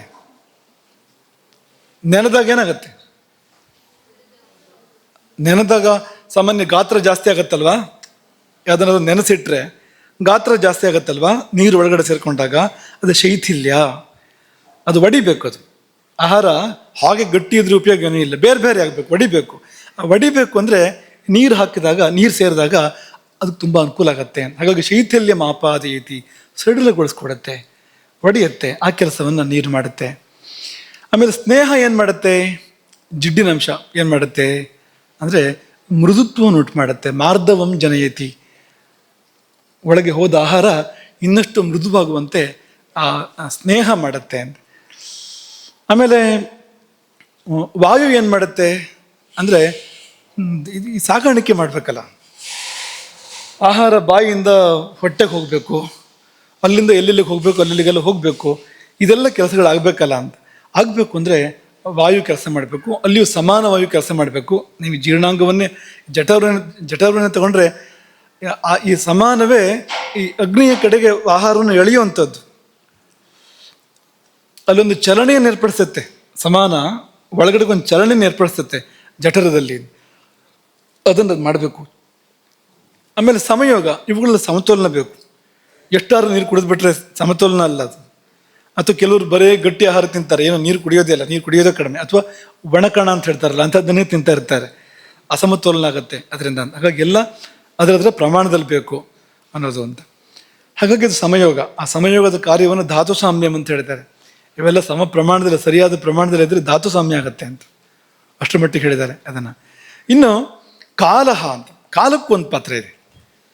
ಇಂತಿಷ್ಟು ಸಮಯ ಕೊಡಬೇಕಲ್ವಾ, 4 ಗಂಟೆ ಜೀರ್ಣ ಆಗಬೇಕು ಆಹಾರ ಅಂತಂದರೆ ಸಾಮಾನ್ಯ ಒಂದು 4 ಗಂಟೆ 5 ಗಂಟೆನೂ ಆಗ್ಬೋದು. ಕೆಲವರಿಗೆ 3 ಗಂಟೆಯಲ್ಲೂ ಆಗ್ಬೋದು ಜೀರ್ಣ. ಅಗ್ನಿ ಮೇಲೆ ಅವಲಂಬಿತ ಅದು. ಅಗ್ನಿಯ ಸಮಾಗ್ನಿಯೋ ಮಂದಾಗ್ನಿಯೋ ತೀವ್ರಾಗ್ನಿಯೋ ಅದರ ಮೇಲೆ ಅವಲಂಬಿತ, ಅವತ್ತು ಹೇಗಿದೆ ಅಗ್ನಿ ಅಂತ. ಹಾಗಾಗಿ ಇದು ಒಂದು ಅಂದಾಜು ಸರಾಸರಿ 4 ಗಂಟೆ ಅಂತ ಲೆಕ್ಕ, ಸ್ವಲ್ಪ ಹಿಂದೆ ಮುಂದೆ ಆಗ್ಬೋದು. ಈ ಕಾಲಾವಧಿ ಇದೆಯಲ್ಲ ಇದು ಕೂಡ ತುಂಬ ಮುಖ್ಯ ಅಂತ. ಯಾಕೆಂದರೆ ಅಷ್ಟು ಕಾಲ ತಗೊಂಡ್ರೆ ಅಷ್ಟು ಆ ರೂಪ ಬರುವಂಥದ್ದು. ಗಡಿಬಿಡಿ ಮಾಡಿದರೆ ಆ ರೂಪ ಬರೋದಿಲ್ಲ. ನೀವು ಗಡಿಬಿಡಿ ಮಾಡಿ ತಿಂದರೂ ಕಷ್ಟ ಆಗುತ್ತೆ. ಆಮೇಲೆ ಜೀರ್ಣಕ್ಕೂ ಕೂಡ ಸಮಯ ಕೊಡಬೇಕು. ನಾವು ಸಮಯ ಕೊಡದೆ ನಾವು ಅನುಕೂಲ ಆಗದೇ ಇರೋ ಕೆಲಸ ಮಾಡಿದರೆ, ಜೀರ್ಣಕ್ಕೆ ಪ್ರತಿಕೂಲ ಆಗೋ ಥರ ಕೆಲಸ ಮಾಡಿದರೆ ಆಗ ಕಷ್ಟ ಆಗತ್ತೆ ಅಂತ. ಹಾಗಾಗಿ ಅಲ್ಲಿ ಸಮಯ ಇದೆ. ಅಲ್ಲಿ 3 ಧಾತುಗಳು ಕೆಲಸ ಮಾಡ್ತೇವೆ ಜೀರ್ಣ ಆಗಬೇಕಾದ್ರೆ, ಆಹಾರ ಜೀರ್ಣ ಆಗಬೇಕಾದ್ರೆ. ಅದನ್ನು ಮುಂದಕ್ಕೆ ಅದನ್ನೇ ಹೇಳ್ತೀವಿ. ಅದನ್ನು ಮೊದಲು ಕಫ ಕೆಲಸ ಮಾಡುತ್ತೆ, ಆಮೇಲೆ ಪಿತ್ತ ಕೆಲಸ ಮಾಡುತ್ತೆ, ಆಮೇಲೆ ವಾತ ಕೆಲಸ ಮಾಡುತ್ತೆ. 3 ಸಮಾನವಾಗಿ ಸಮಯವನ್ನು ಪಾಲಿಸ್ಕೊಳ್ತೇವೆ. ಆ ಪ್ರಕಾರ ಜೀರ್ಣಕ್ರಿಯೆ ನಡೆದು ವಾತದ ಕೆಲಸ ಮುಗಿದ ಮೇಲೆ ಮುಗೀತದು ಅಂತ ಒಂದು ಹಂತ ಆಯಿತು ಅಂತ ಅರ್ಥ. ಈ ಸಮಯ ಕೂಡ ಕೊಡಬೇಕು. ಇಷ್ಟು ಆದಾಗ ಧಾತು ಸಾಮ್ಯ ಏರ್ಪಡುವಂಥದ್ದು. ಇವೆಲ್ಲವೂ ಸರಿ ಇರಬೇಕು. ಹಾಗಾಗಿ ಜಿಡ್ಡಿನಂಶವೂ ಬೇಕು, ಎಷ್ಟು ಬೇಕು ಅಷ್ಟು ಬೇಕು. ಆಮೇಲೆ ಜಲಾಂಶವೂ ಬೇಕು, ಎಷ್ಟು ಬೇಕೋ ಅಷ್ಟು ಬೇಕು. ಸಮಾನ ಕೆಲಸ ಮಾಡಬೇಕು, ಮಾಡುವಷ್ಟೇ ಮಾಡಬೇಕದು, ಕಡಿಮೆನೂ ಅಲ್ಲ ಹೆಚ್ಚು ಅಲ್ಲ. ಹೀಗೆಲ್ಲ ಇದ್ದಾಗ ಒಂದು ಧಾತು ಸಾಮ್ಯ ಏರ್ಪಡೋದಕ್ಕೆ ಸಾಧ್ಯ ಇದೆ. ದೇಹದೊಳಗೆ ಇಷ್ಟು ಕೆಲಸಗಳು ನಡೀತಾ ಇದ್ದಾವೆ ಅನ್ನೋದನ್ನು ಹೇಳಿ ಕೊಟ್ಟ ಕೊನೆಯದಾಗಿ ಇದೊಂದು ಅದ್ಭುತವಾದ ಸಂಗತಿ. ಇದು ಆಲೋಚನೆ ಮಾಡಿದರೆ ಈ ಆಯುರ್ವೇದದವರು ಎಲ್ಲಿವರೆಗೆ ಹೋಗಿದ್ದಾರೆ ಅಂದರೆ, ಈ ಹೊಟ್ಟೆ ಒಳಗಡೆ ಅನ್ನ ಹೋದ್ಮೇಲೆ ಅದು ಜೀರ್ಣ ಆಗೋ ಸಮಯ ಅದನ್ನು 3 ಭಾಗ ಮಾಡ್ತಾರೆ ಅವರು 3 ಭಾಗ ಮಾಡೋದಲ್ಲ, ಪ್ರಕೃತಿನೇ 3 ಭಾಗ ಮಾಡಿದೆ. 3 ಹಂತದಲ್ಲಿ ಜೀರ್ಣಕ್ರಿಯೆ ನಡೆಯುತ್ತೆ ಅಂತ. ಆ 3 ಹಂತದಲ್ಲಿ ಒಳಗಿರುವ ಆಹಾರಕ್ಕೆ ಬೇರೆ ಬೇರೆ ರುಚಿ ಇರುತ್ತಂತೆ, ಬೇರೆ ಬೇರೆ ಪಾಕ ಅಂತ. ಜೀವಂತ ವ್ಯಕ್ತಿಯ ಹೊಟ್ಟೆಯೊಳಗೆ ಆಹಾರ ಹೋದ ನಂತರ ಅದು 3 ಹಂತದಲ್ಲಿ ಪಚನ ಆಗುವಾಗ 3 ಪಾಕಗಳನ್ನು ಹೇಳ್ತಾರವರು. ಈಗ 4 ಗಂಟೆ ಜೀರ್ಣಕ್ಕೆ ಬೇಕು ಅಂತ ತಗೊಂಡ್ರೆ ಅದನ್ನು 3 ಪಾಲು ಮಾಡೋಣ. ಎಷ್ಟೆಷ್ಟು? 1 ಗಂಟೆ 20 ನಿಮಿಷ, 1 ಗಂಟೆ 20 ನಿಮಿಷ, 1 ಗಂಟೆ 20 ನಿಮಿಷ. 3 ಪಾಲು ಮಾಡಿದರೆ 4 ತಾಸು ಪೂರ್ಣ ಆಗುತ್ತೆ ಅದರಲ್ಲಿ ಅಲ್ವಾ. ಆ ಮೊದಲನೇ 1 ಗಂಟೆ 20 ನಿಮಿಷ ಅದು ಕಫ ಪಾಕ. ಅದನ್ನು ಮಧುರಾವಸ್ಥಾ ಪಾಕ ಅಂತ ಹೇಳ್ತಾರೆ. ಅಲ್ಲಿ ನೊರೆನೂ ಬರುತ್ತೆ ಮತ್ತು ಮಾಧುರ್ಯವೂ ಕೂಡ ಏರ್ಪಡುತ್ತೆ ಮೊದಲ ಹಂತದಲ್ಲಿ. ಇದೆರಡೂ ಕೂಡ ಆಗುತ್ತಂತೆ. ನೀವು ಏನೇ ತಿಂದಿರಿ, ಆದರೆ ಕಫದ ನೇತೃತ್ವದಲ್ಲಿ ಪಾಕ ನಡಿಬೇಕಾದ್ರೆ ಒಳಗಡೆಗೆ ಆ ಮೊದಲನೇ ಹಂತದಲ್ಲಿ ಮಾಧುರ್ಯ ಏರ್ಪಡುತ್ತೆ ಮತ್ತು ನೊರೆ ಕೂಡ ಏರ್ಪಡುತ್ತೆ. ಇದೆರಡು ಕೂಡ ಕಫದ ಧರ್ಮ. ನೊರೆ ಮತ್ತು ಕಫ ಇದೆರಡು ಕೂಡ ಅದರ ಸ್ವಭಾವ, ಕಫದ ಸ್ವಭಾವ ಅದನ್ನು ಏರ್ಪಡಿಸುತ್ತೆ ಅದು. ಅದಾದ್ಮೇಲೆ ಪಿತ್ತ ಬರುತ್ತೆ. ಪಿತ್ತ ಬಂದಾಗ ಅಮ್ಲ ಪಾಕ ಆಗತ್ತೆ ಅಂತ, ಆಗ ಹುಳಿ ಬರುತ್ತೆ ಅಂತ, ಆಹಾರದಲ್ಲಿ ಹುಳಿ ಅಂಶ ಬರುತ್ತೆ. ಈ ಬರೀ ಹುಳಿ ಆಗ್ಬಿಟ್ರೆ ಏನಾಗುತ್ತೆ ಅಂದರೆ ಹುಳಿ ತೆಗ್ ಬಂತು ಅಂತ ಶುರು ಮಾಡ್ತಾರಲ್ಲ. ಆಮೇಲೆ ಅದರ ಅರ್ಥ ಏನು? ಪಿತ್ತ ಎಡವಟ್ಟಾಗಿದೆ ಅಂತ ಏನೋ. ಪಿತ್ತಕ್ಕೂ ಹುಳಿಗೂ ಭಾರಿ ಒಂದು ಅನ್ಯೋನ್ಯ ಬಾಂಧವ್ಯ ಅದಕ್ಕೆ. ಹಾಗಾಗಿ ಹುಳಿ ತೆಗ್ ಬರ್ತಾ ಇದೆ ಅಂದರೆ ಅದಕ್ಕೆ ಪಿತ್ತ ಎಡವಟ್ಟಾಗಿದೆ ಅಂತಲೇ ಅರ್ಥ ಅದಕ್ಕೆ ಸಾಮಾನ್ಯವಾಗಿ. ಹಾಗಾಗಿ ಎರಡನೇ ಹಂತದ ಪಾಕ, ಎರಡನೇ 1 ಗಂಟೆ 20 ನಿಮಿಷ ಅದರ ವಿವರಣೆಗಳನ್ನು ಕೊಟ್ಟಿದ್ದಾರೆ ಅಲ್ಲಿ. ಪಿತ್ತದ ಪ್ರಾಧಾನ್ಯ ಇರೋದ್ರಿಂದ ಅಮ್ಲ ಪಾಕ, ಹುಳಿ ಅದು ಅಂತ ಹೇಳ್ತಾರೆ. ಮೂರನೇದು ವಾತದ ನೇತೃತ್ವದಲ್ಲಿ ನಡೆಯುವಂಥದ್ದು, ಮೂರನೆಯ ಪಾಕ, ಅದು 1 ಗಂಟೆ 20 ನಿಮಿಷ. ಆಗ ಕಟುಪಾಕ ಅಂತ, ಖಾರ, ಆ ರಸ ಏರ್ಪಡುತ್ತೆ, ಆ ರುಚಿ ಏರ್ಪಡುತ್ತೆ. ಬಹುಶಃ ಇದನ್ನು ನಾವು ಊಹೆ ಕೂಡ ಮಾಡೋಕ್ಕಾಗೋದಿಲ್ಲ. ಯಾಕೆಂದ್ರೆ ಜೀವಂತ ವ್ಯಕ್ತಿಯ ಹೊಟ್ಟೆಯೊಳಗೆ ಆಹಾರ ಪಚನಗೊಳ್ಳುವಾಗ ಯಾವ್ಯಾವ ರುಚಿ ಅಲ್ಲಿ ಏರ್ಪಡುತ್ತೆ ಅನ್ನೋದನ್ನು, ಯಾವ್ಯಾವ ರಸ ಏರ್ಪಡುತ್ತೆ ಅನ್ನೋದನ್ನು ಹೇಳಬೇಕಾದ್ರೆ ಅವರು ಯಾವ ದೃಷ್ಟಿಯಿಂದ ಹೇಳಿದ್ರು, ಎಷ್ಟು ಆಳಕ್ಕೆ ಅವ್ರು ಹಿಡಿದಿದ್ರು. ಇದನ್ನು ನಾವು ಮರ್ತೇ ಬಿಟ್ಟಿದ್ದೇವಲ್ಲ, ಈ ಕಡೆಗೆ ಗಮನವೇ ಇಲ್ವಲ್ಲ, ಯಾರಿಗೂ ಬೇಡ ಆಗಿದೆಯಲ್ಲ. ಇದು ತುಂಬ ದುಃಖ ಅಂತ ಅನ್ಸುತ್ತೆ. ಅವ್ರು ಮಾಡಿದ ಅದ್ಭುತ ಕಾರ್ಯ ನಮ್ಮ ಪೂರ್ವಜರು, ಅದು ಮಂಗನ ಕೈಯಲ್ಲಿ ಮಾಣಿಕ್ಯ ಸಿಕ್ಕಿದಾಗಿದೆ. ಇವತ್ತು ಈ ತಲೆಮಾರು ಇದೆಯಲ್ಲ, ಈ ಕಾಲಘಟ್ಟ ಇದೆಯಲ್ಲ, ಇದು ಮಂಗ ಅಂತ ಕದ ತಪ್ಪೇನಲ್ಲ. ಯಾಕೆಂದರೆ ಇಂಥ ಮಾಣಿಕ್ಯವನ್ನು ನಾವು ಹಾಳು ಮಾಡ್ತಾ ಇದ್ದೇವೆ, ಅದನ್ನು ಮೂಲೆ ಗುಂಪು ಮಾಡಿದ್ದೇವೆ, ಅದನ್ನು ಬಳಸ್ತಾ ಇಲ್ಲ, ಮಾತ್ರ ಅಲ್ಲ ಹಾಳು ಮಾಡ್ತಾ ಇದ್ದೇವೆ. ಹಾಗಾಗಿ ಪರಿಪಿಂಡಿತ ಪಕ್ವಸ್ಯ ವಾಯು ಸ್ಯಾತ್ ಕಟುಭಾವತಃ, ಕಟುಭಾವ ಕೊನೆಯಲ್ಲಿ ಬರುವಂಥದ್ದು. ಹೀಗೆ 3 ಭಾವಗಳು. ಈಗ ಒಂದು ಸಂಗತಿ ಇದ್ರ ಜೊತೆಗೆ ಹೇಳ್ಬೇಕು, ನಾವು ರಾತ್ರಿ ಊಟ ಮಾಡಿದ ಮೇಲೆ ನಾವು ಮಲಗಬೇಕು ಯಾವಾಗ ಅಂದರೆ ಒಳಗಡೆಗೆ ಆಹಾರದಲ್ಲಿ ಆ ಮಧುರ ಪಾಕ ಏರ್ಪಟ್ಟಿರುವಾಗಲೇ ಮಲಗಬೇಕು. ನಿಮ್ಗೆ ಯಾವ ಥರ ನಿದ್ರೆ ಬೇಕು? ನಿಮಗೆ ಸಿಹಿ ನಿದ್ರೆ ಬೇಕಾ, ಹುಳಿ ನಿದ್ದೆ ಬೇಕಾ, ಅಥವಾ ಕಟು ಖಾರ ನಿದ್ದೆ ಬೇಕಾ? ನಿಮಗೆ ಯಾವ್ದು ಬೇಕು? ಹೇಳೋದೇ ಹಾಗಲ್ವಾ, ಸಿಹಿ ನಿದ್ದೆ ಬಂತು ಅಂತ ಹೇಳ್ತಾರಲ್ವ. ಹೇಳ್ಬೇಕಾದ್ರೆ ಯಾರಾದ್ರೂ ಹುಳಿ ನಿದ್ದೆ ಬಂತು ಅಂತ ಹೇಳೋದು ಕೇಳಿದ್ದೀರ ನೀವು? ಎಚ್ಚರ ಆಯ್ತಪ್ಪ ನಿದ್ದೆ ಖಾರ ಖಾರ ಅಂತ ಯಾರು ಹೇಳೋದು ಕೇಳಿದ್ದೀರ ನೀವು? ಅಲ್ವಾ? ಆ ಶಬ್ದ ಯಾಕೆ ಬಂತು ಅಂದ್ರೆ ನಿದ್ದೆಯೂ ಸಿಹಿನೇ. ಅದು ಯಾವಾಗ ನಿದ್ದೆ ಬರಬೇಕು ಅಂದ್ರೆ ಒಳಗೆ ಮಧುರ ಪಾಕ ಇದ್ದಾಗ, ಸೇವಿಸಿದ ಆಹಾರ ಮಧುರ ಪಾಕಾವಸ್ಥೆಯಲ್ಲಿ ಇದ್ದಾಗಲೇ ನಾವು ನಿದ್ದೆ ಮಾಡಬೇಕು. ಆಗ ನ್ಯಾಯವಾದ ನಿದ್ದೆ ಬರೋಕ್ಕೆ ಸಾಧ್ಯ ಇದೆ. ಅಂದರೆ ಊಟ ಮಾಡಿ ನಿಮಗೆ ಜೀರ್ಣ ಆಗೋಕ್ಕೆ ಎಷ್ಟು ಹೊತ್ತು ಬೇಕೋ, ಒಟ್ಟು ಸಾಮಾನ್ಯವಾಗಿ ನಿಮಗೆ 4 ಗಂಟೆ ಬೇಕು ಜೀರ್ಣ ಆಗೋದಕ್ಕೆ ಅಂದರೆ 1 ಗಂಟೆ 20 ನಿಮಿಷದ ಒಳಗೆ ನೀವು ಮಲಗಬೇಕು. ನಿಮ್ಗೆ 5 ಗಂಟೆ ಬೇಕು ಅಂದರೆ ಮತ್ತೊಂದು ಸ್ವಲ್ಪ ಜಾಸ್ತಿ ಆಗುತ್ತೆ ಅವಧಿಯದು. ನಿಮಗೆ 3 ಗಂಟೆ ಸಾಕು ಅಂದರೆ ಮತ್ತೊಂದು ಸ್ವಲ್ಪ ಕಡಿಮೆ ಆಗುತ್ತೆ ಅವಧಿಯದು. ಹಾಗಾಗಿ ಈ ಅವಧಿಯಲ್ಲಿ ನಿದ್ದೆ ಮಾಡಬೇಕು. ಇದನ್ನು ಕಫ ವೃದ್ಧಿ ಅನ್ನೋ ಭಾಷೆಯಲ್ಲೂ ಕೂಡ ಬಳಸ್ತಾರೆ. ಯಾಕೆಂದರೆ ಈ ರಾತ್ರಿಯ ಮೊದಲನೇ ಭಾಗ ಇದೆಯಲ್ಲ, ಆ ಮೊದಲನೇ ಭಾಗ ಕಫಕಾಲ ಅಂತ ಕರೀತಾರೆ ಅದನ್ನು. ರಾತ್ರಿಯ ಮೊದಲನೇ ಭಾಗ ಕಫಕಾಲ, ಮುಂದಿನದ್ದು ಪಿತ್ತ, ಅದ್ರ ನಂತರ ವಾತ ಅಂತ, ಹೀಗೆ 3 ಅದನ್ನ ವಿಭಾಗ ಮಾಡೋದಾದ್ರೆ ಈ ರೀತಿ ಮಾಡ್ತಾರೆ. ಹಾಗಾಗಿ ಕಾಲವು ಕಫಕಾಲ, ಆಗಲೇ ಆಹಾರ ಸೇವನೆ ಮಾಡ್ತೀವಿ. ಆಹಾರ ಸೇವನೆ ಮಾಡಿದಾಗ ಕಫ ವೃದ್ಧಿ ಆಗತ್ತೆ. ಮತ್ತೆ ಆಲೋಚನೆ ಮಾಡಿ, ಆಹಾರ ಸೇವನೆ ಮಾಡಿದಾಗ ಕಫದ ವೃದ್ಧಿ ಆಗತ್ತೆ, ಒಳಗೆ ಕಫದ ಪಾಕ ಏರ್ಪಡ್ತಾ ಇರುತ್ತೆ, ಹೊಟ್ಟೆ ಒಳಗಡೆಗೆ ಕಫದ ಪಾಕ ಮಧುರ ಪಾಕ ಏರ್ಪಡ್ತಾ ಇರುತ್ತೆ. ನಾವು ಮಲಗಿ ನಿದ್ದೆ ಮಾಡಿದರೆ ಅದು ಕೂಡ ಕಫವೇ. ಆ ನಿದ್ದೆ ಅನ್ನೋದು ಕೂಡ ಕಫಕಾರಕವೇ ಹೌದು ಅಂತ. ಇಷ್ಟು ಕಫ ಅಂತ ಕಫ ಕಫ ಕಫ ಕಫ ಅಂತ ಬಂದಾಗ ಗಾಢ ನಿದ್ದೆ, ಅದು ಅತ್ಯಂತ ಗಾಢವಾಗಿರ್ತಕ್ಕಂಥ ನಿದ್ದೆ. ಆ ಕಫ ಅನ್ನೋದು ಈ ತಂಪು, ಶಾಂತಿ, ನೆಮ್ಮದಿ, ಆ ಒಂದು ಕ್ರಿಯಾಶೂನ್ಯತೆ, ಇದನ್ನೆಲ್ಲ ಕೊಡುವಂಥ ಒಂದು ಧಾತು ಅದು ಅಂತ.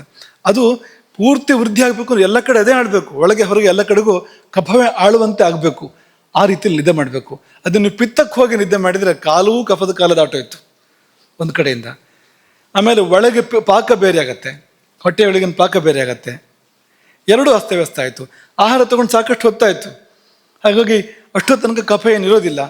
ಈ ಕಫ ಇಲ್ಲದೆ, ಕಫದ ಒಂದು ಪ್ರಭಾವ ಇಲ್ಲದೆ ನಿದ್ದೆ ಚೆನ್ನಾಗಿ ಬರೋದೇ ಇಲ್ಲ.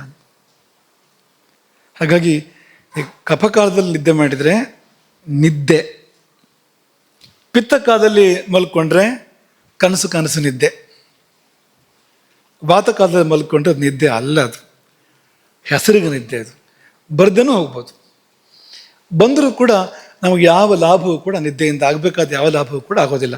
ಹಾಗಾಗಿ ನೀವು ಮೊದಲನೇ 1 ಗಂಟೆ 20 ನಿಮಿಷ ಊಟ ಮಾಡಿ ಮೊದಲನೇ 1 ಗಂಟೆ 20 ನಿಮಿಷದಲ್ಲಿ ಮಲಗಿದರೆ ಒಳ್ಳೆ ನಿದ್ದೆ, ಎರಡನೇ 1 ಗಂಟೆ 20 ನಿಮಿಷದಲ್ಲಿ ಮಲಗಿದರೆ ಕನಸು, ಮೂರನೇ 1 ಗಂಟೆ 20 ನಿಮಿಷ ಮೂರನೇ ಭಾಗಕ್ಕೆ ಹೋದಾಗ ಅದು ನಿದ್ದೆ ಅಲ್ಲ, ಅದು ನಾಯಿ ನಿದ್ದೆ ಅದಕ್ಕೆ ಸಾಕು, ನಮಗೆ ಸಾಲದು. ಆ ಥರ ನಿದ್ದೆ ಮನುಷ್ಯಂಗೆ ಸಾಲದು. ಹಾಗಾಗಿ ಆ ನಾಯಿ ನಿದ್ದೆ ಮನುಷ್ಯಂಗೆ ಬರಬಾರ್ದು. ನಾಯಿನೇ ಅದ್ರ ಸ್ಥಾನದಲ್ಲಿ ಯೋಗ್ಯತಾವಂತ ಪ್ರಾಣಿಯೇ ಹೋದದು. ನಾವು ಅದಾಗಬಾರ್ದಲ್ವಾ. ಈ ನಾಯಿ ಇಂಥ ನಿಷ್ಠಾವಂತ ಪ್ರಾಣಿ, ನಾನು ಅದ್ರ ಹಾಗಿರುತ್ತೆ, ನಾನು 4 ಕಾಲಲ್ಲಿ ನಾವು ನೋಡಿ ಯೋಚನೆ ಮಾಡಬಾರ್ದು. ಆ ಕಾರಣಕ್ಕೆ ನೋಡಿ ಅದ್ರ ಜಾಗದಲ್ಲಿ ಅದಿರಲಿ, ನಮ್ಮ ಜಾಗದಲ್ಲಿ ನಾವಿರ್ತೇವೆ, ಹಾಗ್ತಾನೆ ಇರಬೇಕು ಅಂತ. ಹಾಗಾಗಿ ನಾಯಿ ನಿದ್ದೆ ಅಂತೆ ಆಗಬಾರ್ದು. ತೆಳುವು ನಿದ್ದೆ ಅಥವಾ ಅನಿದ್ರೆ ಆಗಬಾರ್ದು. ಅಂದರೆ ಊಟ ಆಗಿ ತುಂಬ ಹೊತ್ತು ಬಿಡಬಾರ್ದು. ಊಟ ಆದ ಕೂಡಲೇ ಮಲಗೋದಲ್ಲ, ಸ್ವಲ್ಪ ಹೊತ್ತು ಬಿಡಬೇಕು. ಸ್ವಲ್ಪ ಹೊತ್ತು ಬಿಟ್ಟು ಈ ಕಫಕಾಲ ದಾಟೋಕ್ಕಿಂತ ಮುಂಚೆನೆ ಪ್ರಕೃತಿಯಲ್ಲೂ ಕೂಡ ಸಾಯಂಕಾಲ ಮೊದಲನೇ ಪ್ರಹರದಲ್ಲಿ ಊಟ ಮಾಡಬೇಕು. ನಾವು ಮೊದಲನೇ ಯಾಮದಲ್ಲಿ ಊಟ ಮಾಡಬೇಕು.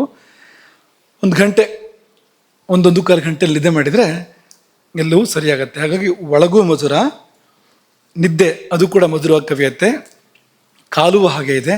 ಎಲ್ಲ ಮಧುರವಾಗಿ ಜೀವನವೇ ಮಧುರ ಆಗೋದಕ್ಕೆ ಸಾಧ್ಯ ಇದೆ ಅನ್ನೋದಿಷ್ಟನ್ನು ಮನಸ್ಸಲ್ಲಿಟ್ಕೊಳ್ಳೋಣ. ಮುಂದಕ್ಕೆ ಇದನ್ನು ಪರ್ಯವಸಾನ ಮಾಡ್ತಾ ಇದ್ದೀವಿ ನಾವು. ಅಗ್ನಿಯ ಪಾಠವನ್ನು ಪರ್ಯವಸಾನ ಈ ಕ್ಷಣಕ್ಕಾಗ್ಬಿಡೋದಿಲ್ಲ, ಪರ್ಯವಸಾನಕ್ಕೂ ಚೂರು ಸಮಯ ಬೇಕು. ಅದಕ್ಕೆ ಅದರಲ್ಲಿ ನಿಮ್ಗೊಂದೆರಡು ಅಗ್ನಿಯನ್ನು ಗೆದ್ದವರ ಕಥೆ ಹೇಳಬೇಕು ಅಂತ ಅಂದ್ಕೊಂಡ್ವು. ಎಷ್ಟರ ಮಟ್ಟಿಗೆ ಅಗ್ನಿ ಅವರಿಗೆ ಅಧೀನ ಆಗಿತ್ತು ಅನ್ನೋದ್ರ ಬಗ್ಗೆ ಒಂದೆರಡು ಉದಾಹರಣೆ ಕೊಡಬೇಕು ಅಂತ ಅಂದ್ಕೊಂಡ್ವು. ಅದರಲ್ಲಿ ಒಬ್ಬ 2 ವ್ಯಕ್ತಿತ್ವಗಳನ್ನ ಉದಾಹರಣೆ ಕೊಡಬೇಕು ಅಂತ ಅಂದ್ಕೊಂಡಿದ್ದೀವಿ. ನಾವು ಪ್ರಾರಂಭ ಮಾಡ್ತೀವಿ ಇವತ್ತು. ನಳಚಕ್ರವರ್ತಿ,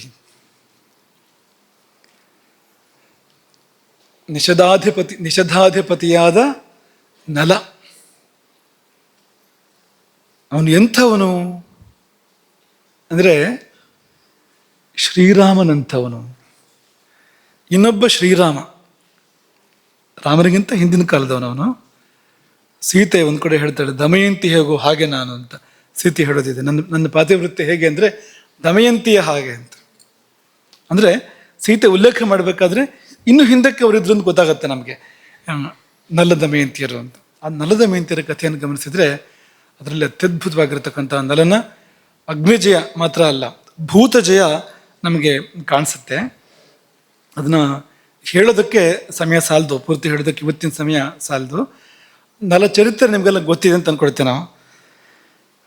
ನಲ ಅವನು ನಿಷಧಾಧಿಪತಿ, ಅವನ ಪತ್ನಿ ದಮಯಂತಿ. ನಲ ಶ್ರೀರಾಮನಂಥವನು ನಾವು ನಿಮಗೆ ಮೊದಲೇ ಹೇಳಿದ್ವು.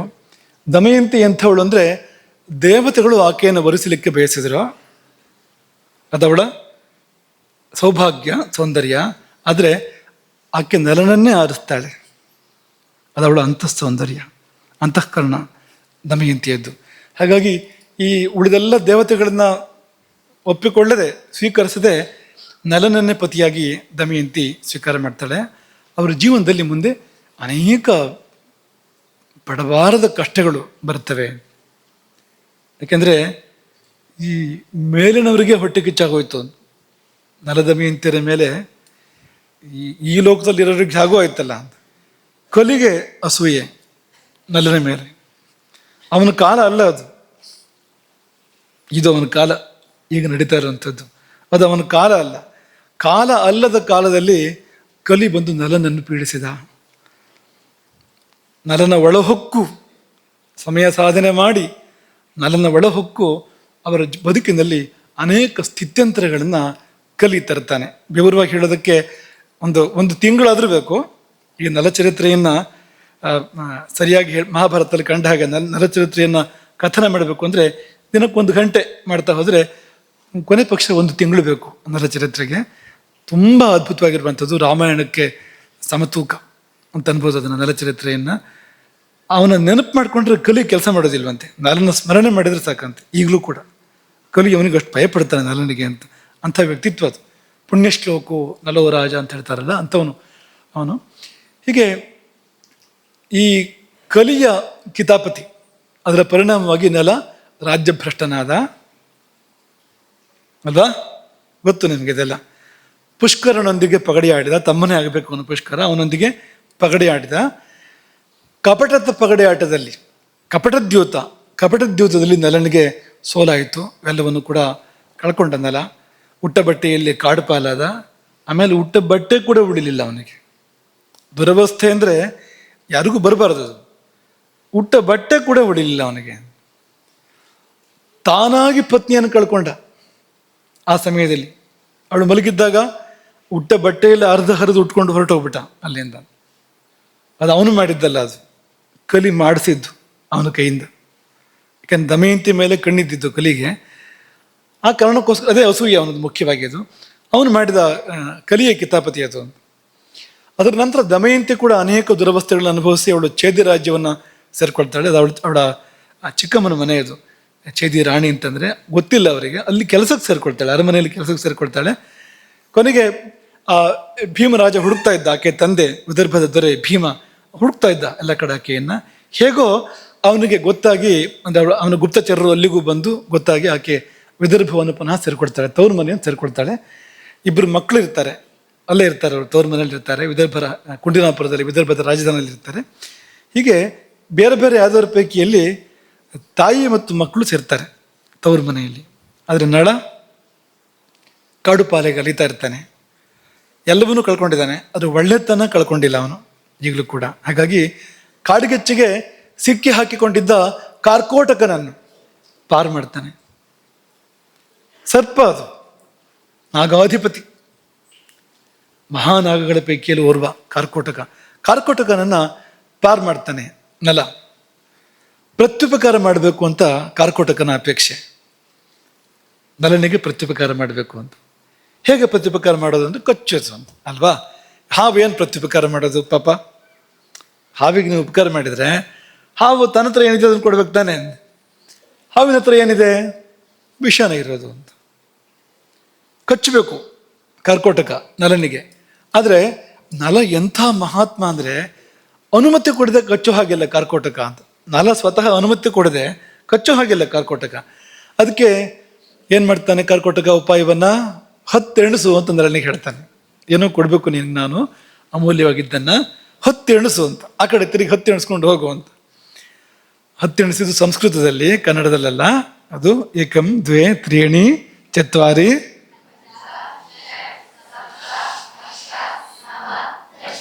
ದಶ ಅಂದ್ರೆ ಕಚ್ಚು ಅಂತ ಅರ್ಥ. ಅದಕ್ಕೆ ದಶ ಅಂದ್ರೆ ಸಂಸ್ಕೃತದಲ್ಲಿ 10 ಅಂತ ಹೇಗೆ ಅರ್ಥವೋ ಕಚ್ಚು ಅಂತಲೂ ಇನ್ನೊಂದು ಅರ್ಥ ಇದೆ ಅದಕ್ಕೆ ಅಲ್ವಾ? ದಶ ಅಂತ ಯಾವಾಗ ನಲ ಹೇಳಿದ್ನೋ ಕಾರ್ಕೋಟಕ ಕಚ್ಚಿದ ಅಂತ. ನೋಡಿ, ಹೀಗೆ ಅನುಮತಿ ತಗೊಂಡವನು ಕಾರ್ಕೋಟಕ ಅಂತ ನಲನ ಕಡೆಯಿಂದ ಅಂತ. ಪೂರ್ತಿ ವಿಕಾರ ಆಯಿತು. ನಲನ ರೂಪ ಲೋಕಮೋಹಕ ರೂಪ ನಲನದ್ದು. ತ್ರಿಭುವನ ಸುಂದರ ಅವನು. ಅವತ್ತಿನ ಕಾಲದಲ್ಲಿ ಅತ್ಯಂತ ವಿಕಾರವಾದ ರೂಪ ನಲನಿಗೆ ಏರ್ಪಟ್ಟಿತು. ಅದರಿಂದಲಾಗಿ ಇದಾ ಉಪಕಾರ, ನಿನ್ನ ಜೀವ ಉಳಿಸಿದ್ದಕ್ಕೆ ಎನ್ನುವ ನಲನ ಪ್ರಶ್ನೆಗೆ ಕಾರ್ಕೋಟಕ ಹೇಳಿದ್ದೇನೋ ಉಪಕಾರವೇ ಇದು. ಸದ್ಯ ನೀನು ರೂಪ ಮರೆಸ್ಕೊಂಡಿರ್ಬೇಕು. ಕಾರ್ಯ ಸಾಧನೆಯವರಿಗೆ ನೀನು ಯಾರು ಅಂತ ಗೊತ್ತಾಗಬಾರ್ದು. ಅದಕ್ಕೆ ಈ ವಿಕಾರ ರೂಪ ಸಹಾಯ ಮಾಡುತ್ತೆ ನಿನಗೆ. ಆದರೆ ನಿನ್ನ ಒಳಗೆ ಏನಿದೆ ಅದೆಲ್ಲ ಇದೆ. ಅನೇಕ ವಿದ್ಯೆಗಳ ಖನಿ ನಲ ಅಂದರೆ. ಅವನಿಗೆ ಅಶ್ವವಿದ್ಯೆ ಗೊತ್ತಿದೆ, ಅನೇಕ ವಿದ್ಯೆಗಳು ಗೊತ್ತಿದೆ ಅವನಿಗೆ.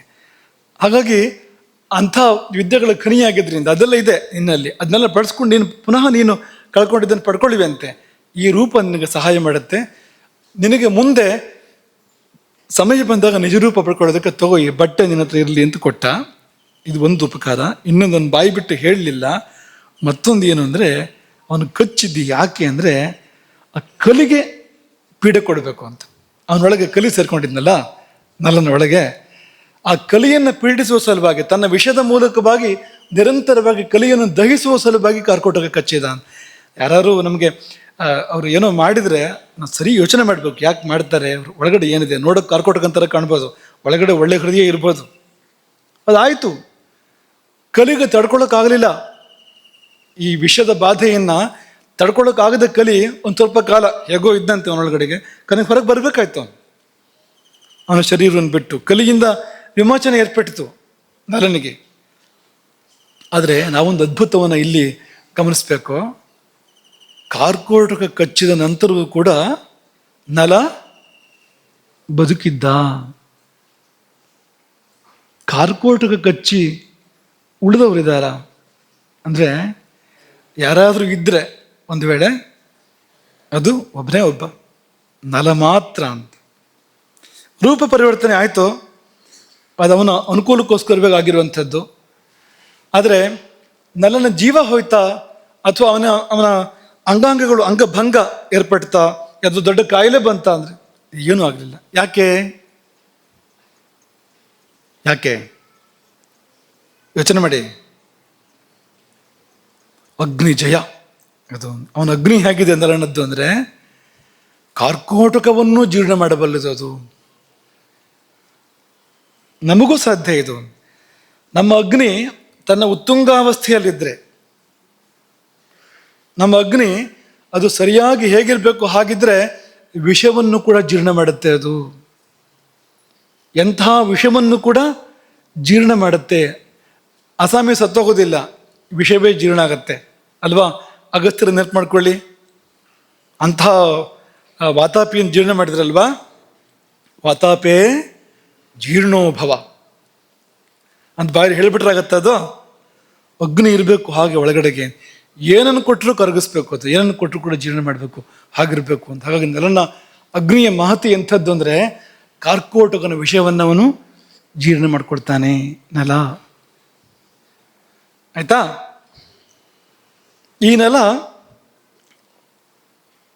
ಅಯೋಧ್ಯೆಗೆ ಬಂದ. ರಾಜ ಋತುಪರ್ಣ ಅಯೋಧ್ಯೆಯನ್ನು ಆಳ್ತಾ ಇದ್ದ ಅಲ್ವಾ? ಅಲ್ಲಿ ಕೆಲಸಕ್ಕೆ ಸೇರ್ಕೊಳ್ತಾನೆ. ಅಖಂಡ ಭೂಮಂಡಲದ ಚಕ್ರವರ್ತಿ, ಏಕಛತ್ರಾಧಿಪತಿ ನಲ ಅಯೋಧ್ಯೆಯ ಋತುಪರ್ಣ ರಾಜನ ಆಸ್ಥಾನದಲ್ಲಿ ಕೆಲಸಕ್ಕೆ ಸೇರ್ಕೊಳ್ತಾನೆ. ಏನು ಕೆಲಸ ಅವನಿಗೆ ಅಲ್ಲಿ?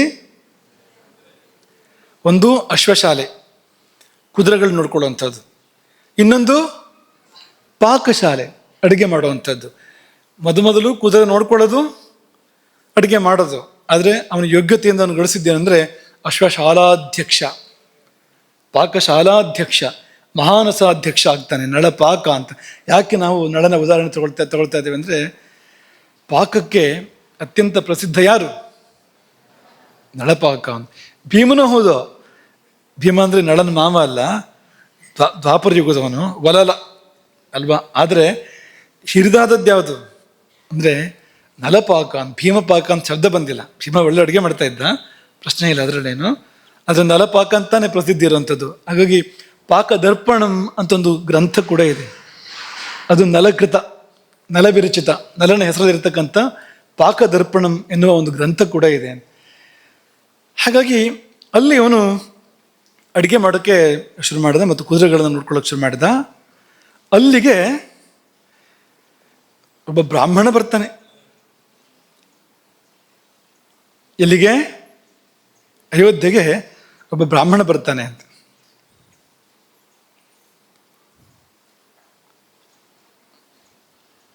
ಪರ್ಣಾದ ಅಂತ ಹೆಸರು ಅವನಿಗೆ. ಈ ದಮಯಂತಿ ತವ್ರ ಮನೆ ಸೇರ್ಕೊಂಡ್ರವಳು ಸುಮ್ಮನೆ ಇರೋದಿಲ್ಲ. ಅವಳೇನು ಮಾಡ್ತಾಳೆ ಅಂದರೆ ತಂದೆಗೆ ಹೇಳ್ತಾಳೆ, ನಲನನ್ನು ಹುಡುಕೊಡ್ಬೇಕು, ನಾನು ಬದುಕಿರಬೇಕು ಅಂತ ಆದರೆ ನಲನನ್ನು ಹುಡುಕ್ಬೇಕು ಅಂತ. ಭೀಮರಾಜ ತುಂಬ ಪ್ರಯತ್ನ ಮಾಡ್ತಾನೆ, ಎಲ್ಲ ಕಡೆ ಗುಪ್ತಚರನ್ನು ಕಳಿಸ್ಕೊಡ್ತಾನೆ. ಒಬ್ಬ ಬ್ರಾಹ್ಮಣೋತ್ತಮ ಪರ್ಣಾದ ಅಂತ ಅವನನ್ನು ಬೇರೆ ಬೇರೆ ಕಡೆ ಕಳಿಸ್ಕೊಡ್ತಾನೆ. ಅವನೇನು ಮಾಡ್ತಾ ಇರ್ತಾನೆ ಪರ್ಣಾದ ಅಂತಂದರೆ, ಬೇರೆ ಬೇರೆ ಊರಿಗೆ ಹೋಗ್ತಾನೆ ಅವನು. 4 ಜನ ಸೇರಿದಲ್ಲಿ ಈ ಕೆಲವು ಮಾತುಗಳನ್ನು ಘೋಷಣೆ ಮಾಡ್ತಾನೆ, ಗಟ್ಟಿಯಾಗಿ ಹೇಳ್ತಾನೆ. ಏನಪ್ಪ ಅದು ಅಂದರೆ, ಕೊನುತ್ವಂ ಕಿತವಚ್ಛಿತ್ವ ವಸ್ತ್ರಾರ್ಧಂ ಪ್ರಸ್ಥಿತೋ ಮಮ. ಏ ಜೂಜುಕೋರ, ನನ್ನ ಅರ್ಧ ಬಟ್ಟೆ ತಗೊಂಡು ಎಲ್ಲಿ ಹೋದೆ ನೀನು? ಎಲೆ ಈ ಜೂಜುಕೋರ, ನನ್ನ ಬಟ್ಟೆಯಲ್ಲಿ ಅರ್ಧ ಹರಿದು ಉಟ್ಕೊಂಡು ಕೊನುತ್ವಂ ಪ್ರಸ್ಥಿತ, ಎಲ್ಲಿ ಹೋದೆ ನೀನು? ಅದು ಹೇಗೆ? ತನ್ನ ಪತ್ನಿಯನ್ನು, ಅರ್ಧಾಂಗಿನಿಯನ್ನು ಕಾಡಿನಲ್ಲಿ ಅರ್ಧರಾತ್ರಿ ಬಿಟ್ಟು ಅಲ್ವಾ, ಅರ್ಧರಾತ್ರದ ಹೊತ್ತಿನಲ್ಲಿ ಕಾಡಿನ ಮಧ್ಯದಲ್ಲಿ ಪತ್ನಿಯನ್ನು, ಅದು ಎಂಥವಳು ಅಂದರೆ ಅನುರಕ್ತ, ನಿನ್ನಲ್ಲಿ ಆಕೆ ಅನುರಕ್ತಳಾದವಳು, ಜೀವದಲ್ಲಿ ಜೀವ ಇಟ್ಕೊಂಡಿದ್ದಾಳೆ ನಿನ್ನಲ್ಲಿ. ಅಂಥವಳನ್ನು, ನಿನಗೂ ತುಂಬ ಪ್ರಿಯಳಾದವಳು, ಅಂಥವಳನ್ನು ಬಿಟ್ಟು ಎಲ್ಲಿ ಹೋದೆ? ಅವಳು ಕಾಯ್ತಾ ಇದ್ದಾಳೆ. ಸಾವೈ ಯಥಾ ಸಮಾಧಿಷ್ಟ ತಥಾಸ್ತೆ ತ್ವತ್ ಪ್ರತೀಕ್ಷಣಿ. ನಿನ್ನನ್ನು ಆಕೆ ಈಗಲೂ ಕಾಯ್ತಾ ಇದ್ದಾಳೆ. ಹೇಗೆ ಕಾಯ್ತಾ ಇದ್ದಾಳೆ ಅಂದರೆ, ಅದೇ ಅರ್ಧ ಬಟ್ಟೆಯನ್ನು ಉಟ್ಕೊಂಡು, ನೀನು ಬಿಟ್ಟು ಹೋದ ಅರ್ಧ ಬಟ್ಟೆಯನ್ನು, ಮಲಿನ ವಸ್ತ್ರವನ್ನು ಉಟ್ಕೊಂಡು, ದಹ್ಯಮಾನ ದಿವಾ ರಾತ್ರವು, ಹಗಲು ರಾತ್ರಿ ಸುಟ್ಟು ಹೋಗ್ತಾ, ನೋವಿನಲ್ಲಿ ದುಃಖದಲ್ಲಿ ಆ ಬೆಂಕಿಯಲ್ಲಿ ಬೆಂದು ಹೋಗ್ತಾ ಅವಳು ಕಾಯ್ತಾ ಇದ್ದಾಳೆ. ಅವಳು ಅಳ್ತಾ ಇದ್ದಾಳೆ. ಯಾರು ನೀನು ಒಂಚೂರು ಮನಸ್ಸು ಮಾಡಬಾರ್ದ? ಒಳ್ಳೆ ಮನಸ್ಸನ್ನು, ದೊಡ್ಡ ಮನಸ್ಸನ್ನು ಮಾಡಬಾರ್ದ? ಈ ಮಾತಿಗೊಂದು ಪ್ರತಿಮಾತನ್ನು ಹೇಳಬಾರ್ದ? ಪ್ರತಿವಚನ ಕೊಡಬಾರ್ದ? ಇದನ್ನ ಅಲ್ಲಲ್ಲಿ ಅವನು ಯಾರು ಆ ಪರ್ಣಾದ ಘೋಷಣೆ ಮಾಡ್ತಾ ಮಾಡ್ತಾ ಮಾಡ್ತಾ ಹೋಗ್ತಾ ಇರ್ತಾನೆ. 4 ಜನ ಸೇರಿದಲ್ಲಿ ಜೋರಾಗಿ ಇದನ್ನ ಹೇಳೋದು, ಇದು ನಾರಿ ವಾಕ್ಯ ಅಂತ ಹೇಳ್ಕೊಂಡು ಜೋರಾಗಿ ಹೇಳೋದು ಇದನ್ನ ಅಂತ. ಯಾರೂ ಅದಕ್ಕೆ ಉತ್ತರ ಕೊಡಲಿಲ್ಲ. ಎಲ್ಲ ಹೀಗೆ ತಿರುಗಿ ನೋಡಿದ್ರಂತೆ ಅವನ ಕಡೆಗೆ. ನಿನ್ನೆವರೆಗೆ ಸರಿ ಇದ್ನಲ್ಲ, ಏನಾಯ್ತು ಅವನಿಗೆ ಅಂತ ಅನ್ನೋ ಥರ ಎಲ್ರಿಗೂ ಸ್ವಲ್ಪ ವಿಚಿತ್ರ. ಇವ್ರು ಬ್ರಾಹ್ಮಣೋತ್ತಮರು, ಇವ್ರಿಗೇನಾಯ್ತು, ಕಲ್ತಿದ್ದು ಜಾಸ್ತಿ ಆಯ್ತಾ ಅನ್ನೋ ಥರ ಆಗ್ತಿತ್ತು. ಆದರೆ ಯಾರೂ ಉತ್ತರ ಕೊಡಲಿಲ್ಲ. ಆ ಪರ್ಣಾದ ಊರು ತಿರುಗ್ತಾ ತಿರುಗ್ತಾ ತಿರುಗ್ತಾ ಅಯೋಧ್ಯೆಗೆ ಬರ್ತಾನೆ. ಅಯೋಧ್ಯೆಯಲ್ಲಿ ಋತುಪರ್ಣನ ಆಸ್ಥಾನದಲ್ಲಿ ಅವನಿಗೆ ತನ್ನ ಮಾನ ಗೌರವ ಪ್ರಶ್ನೆ ಏನೂ ಇಲ್ಲ. ಆ ದಮಯಂತಿಯ ಕಾರ್ಯ ಆಗಬೇಕಾಗಿದೆ, ನಲನನ್ನು ಹುಡುಕ್ಬೇಕಾಗಿದೆ. ನಲ ಅಷ್ಟು ಜನಪ್ರಿಯ ಕೂಡ ಹೌದು, ಲೋಕಪ್ರಿಯ ನಲ, ಅವನಿಗೆ ಒಳ್ಳೆದಾಗಬೇಕು ಅಂತ ಎಲ್ರಿಗೂ ಇತ್ತು. ಹಾಗೆ ಈ ಪರ್ಣಾದ ಅಯೋಧ್ಯೆಯ ಅರಮನೆಯ ಪರಿಸರದಲ್ಲಿ ಘೋಷಣೆ ಮಾಡಿದಾಗ ಬಾಹುಕ ಉತ್ತರ ಕೊಟ್ಟನಂತೆ. ಬಾಹುಕ ಅಂತ ಹೆಸರಾಯ್ತು ಅವನಿಗೆ, ನಲನಿಗೆ. ಆ ಮೊದಲಿನ ಹೆಸರಿಲ್ಲ, ಬಾಹುಕ ಅನ್ನೋ ಹೆಸರು ಬಂತು ಅವನಿಗೆ. ಅವನಲ್ಲಿ ಪ್ರತಿಕ್ರಿಯೆಯನ್ನು ಕಾಣ್ತಾನೆ ಅಂತ. ಯಾರು? ಪ್ರಹ್ಲಾದ. ಯಾರೊಬ್ಬರೂ ಪ್ರತಿಕ್ರಿಯೆ ಕೊಡಲಿಲ್ಲ. ಆದರೆ ಬಾಹುಕನ ಮುಖದಲ್ಲಿ ಭಾವಗಳು ಏರ್ಪಟ್ಟವು, ಕಣ್ಣೀರು ಬಂತು ಬಾಹುಕನಿಗೆ, ದುಃಖ ಆಯಿತು ಬಾಹುಕನಿಗೆ. ಆ ದುಃಖವನ್ನು ತಡ್ಕೊಳ್ಳೋಕೆ ತುಂಬ ಪ್ರಯತ್ನ ಮಾಡ್ತಾ ಇದ್ದ, ಕಣ್ಣೀರನ್ನು ತಡ್ಕೊಳ್ಳೋಕೆ ಪ್ರಯತ್ನ ಮಾಡ್ತಾ ಇದ್ದ. ನಲ್ಲ ಗೊತ್ತಾಗ್ಬೋದು ಬೇರೆಯವರಿಗೆ ಅಂತ ಮುಚ್ಚಾಕೋದಕ್ಕೆ ಪ್ರಯತ್ನ ಮಾಡ್ತಾ ಇದ್ದ. ಆದರೆ ಅವನು ಪ್ರತಿವಚನ ಹೇಳ್ತಾನೆ. ಪ್ರತಿವಚನ ಏನು ಹೇಳ್ತಾನೆ ಅಂದರೆ, ಅವನು ಇಷ್ಟೇ ಹೇಳ್ತಾನೆ, ಕುಲಸ್ತ್ರೀಯರು ಎಂದೂ ತಮ್ಮ ಚಾರಿತ್ರ್ಯವನ್ನು ಬಿಡೋದಿಲ್ಲ. ಎಂತಹ ಕಷ್ಟದಲ್ಲಿ ಕೂಡ ತಮ್ಮ ಚಾರಿತ್ರ್ಯವನ್ನು ಬಿಡೋದಿಲ್ಲ. ಅವರು ಸ್ವರ್ಗವನ್ನು ಗೆಲ್ತಾರೆ. ಅವರು ತಮ್ಮ ಗಂಡಂದ್ರ ಮೇಲೆ ಕೋಪ ಮಾಡ್ಕೊಳ್ಳೋದಿಲ್ಲ. ಗಂಡಂದ್ರು ಎಂಥ ಮೂರ್ಖರಾಗಲಿ ಅವಿವೇಕಿಗಳಾಗಲಿ ಮಾಡಬಾರ್ದನ್ನು ಮಾಡಲಿ, ಈ ಕುಲಸ್ತ್ರೀಯರು ಪತಿವ್ರತಿಯರು ಅವ್ರ ಮೇಲೆ ಕೋಪ ಮಾಡ್ಕೊಳ್ಳೋದಿಲ್ಲ. ಏನು ಮಾಡೋದು? ಅವನ ದುರವಸ್ಥೆ, ಅವನ ಪರಿಸ್ಥಿತಿ ಆಗಿತ್ತು. ಈ ಬಾಹುಕ ಉತ್ತರ ಕೊಡೋದು ಯಾರಿಗೆ? ಪ್ರಹ್ಲಾದನಿಗೆ. ಯಾಕಂದ್ರೆ ತಡ್ಕೊಳ್ಳೋಕ್ಕಾಗೋದಿಲ್ವಲ್ಲ, ದಮಯಂತಿ ವಾಕ್ಯಗಳು ಅದು ಮುಟ್ಟಿದೆ. ನೋಡೋಕೆ ಬಾಹುಕ ಹೋದ್ರೆ ಒಳಗಿರೋ ನಳನೆ ತಾನೆ ಅಂತ. ಅವನಿಗೆ ಎಲ್ಲಿ ತಗೊಳ್ಬೇಕು ಅಲ್ಲಿ ತಗೊಲಿದೆ. ಹಾಗಾಗಿ ಈ ನಿಯಂತ್ರಣ ಇತ್ತಲ್ಲ, ತಪ್ಪೋಯ್ತು. ಉತ್ತರ ಬಂತು. ಏನು ಮಾಡ್ತಾನೆ ಪಾಪ ಅವನಾದರೂ ಕೂಡ? ವಿಷಮಸ್ಥೇನ ಮೂಢೇನ ಪರಿಭ್ರಷ್ಟ ಸುಖೇನ ಚ ಯತ್ಸಾತೇನ ಪರಿತ್ಯಕ್ತ ತತ್ರನ ಕ್ರೋಧಮರತಿ. ಕೋಪ ಮಾಡ್ಕೋಬಾರ್ದು ಅವಳು, ಯಾಕೆಂದರೆ ಅಂಥ ಪರಿಸ್ಥಿತಿಯಲ್ಲಿ ಇದ್ದ ಅವನು. ಅವನನ್ನು ಕಲಿ ಕಾಡ್ತಾ ಇತ್ತು. ಅವನು ಕಷ್ಟದಲ್ಲಿದ್ದ. ಅವನಿಗೆ ಹೊಟ್ಟೆಗೂ ಇರಲಿಲ್ಲ, ಬುದ್ಧಿನೂ ಕೆಟ್ಟಿತ್ತು ಆ ಸಮಯದಲ್ಲಿ.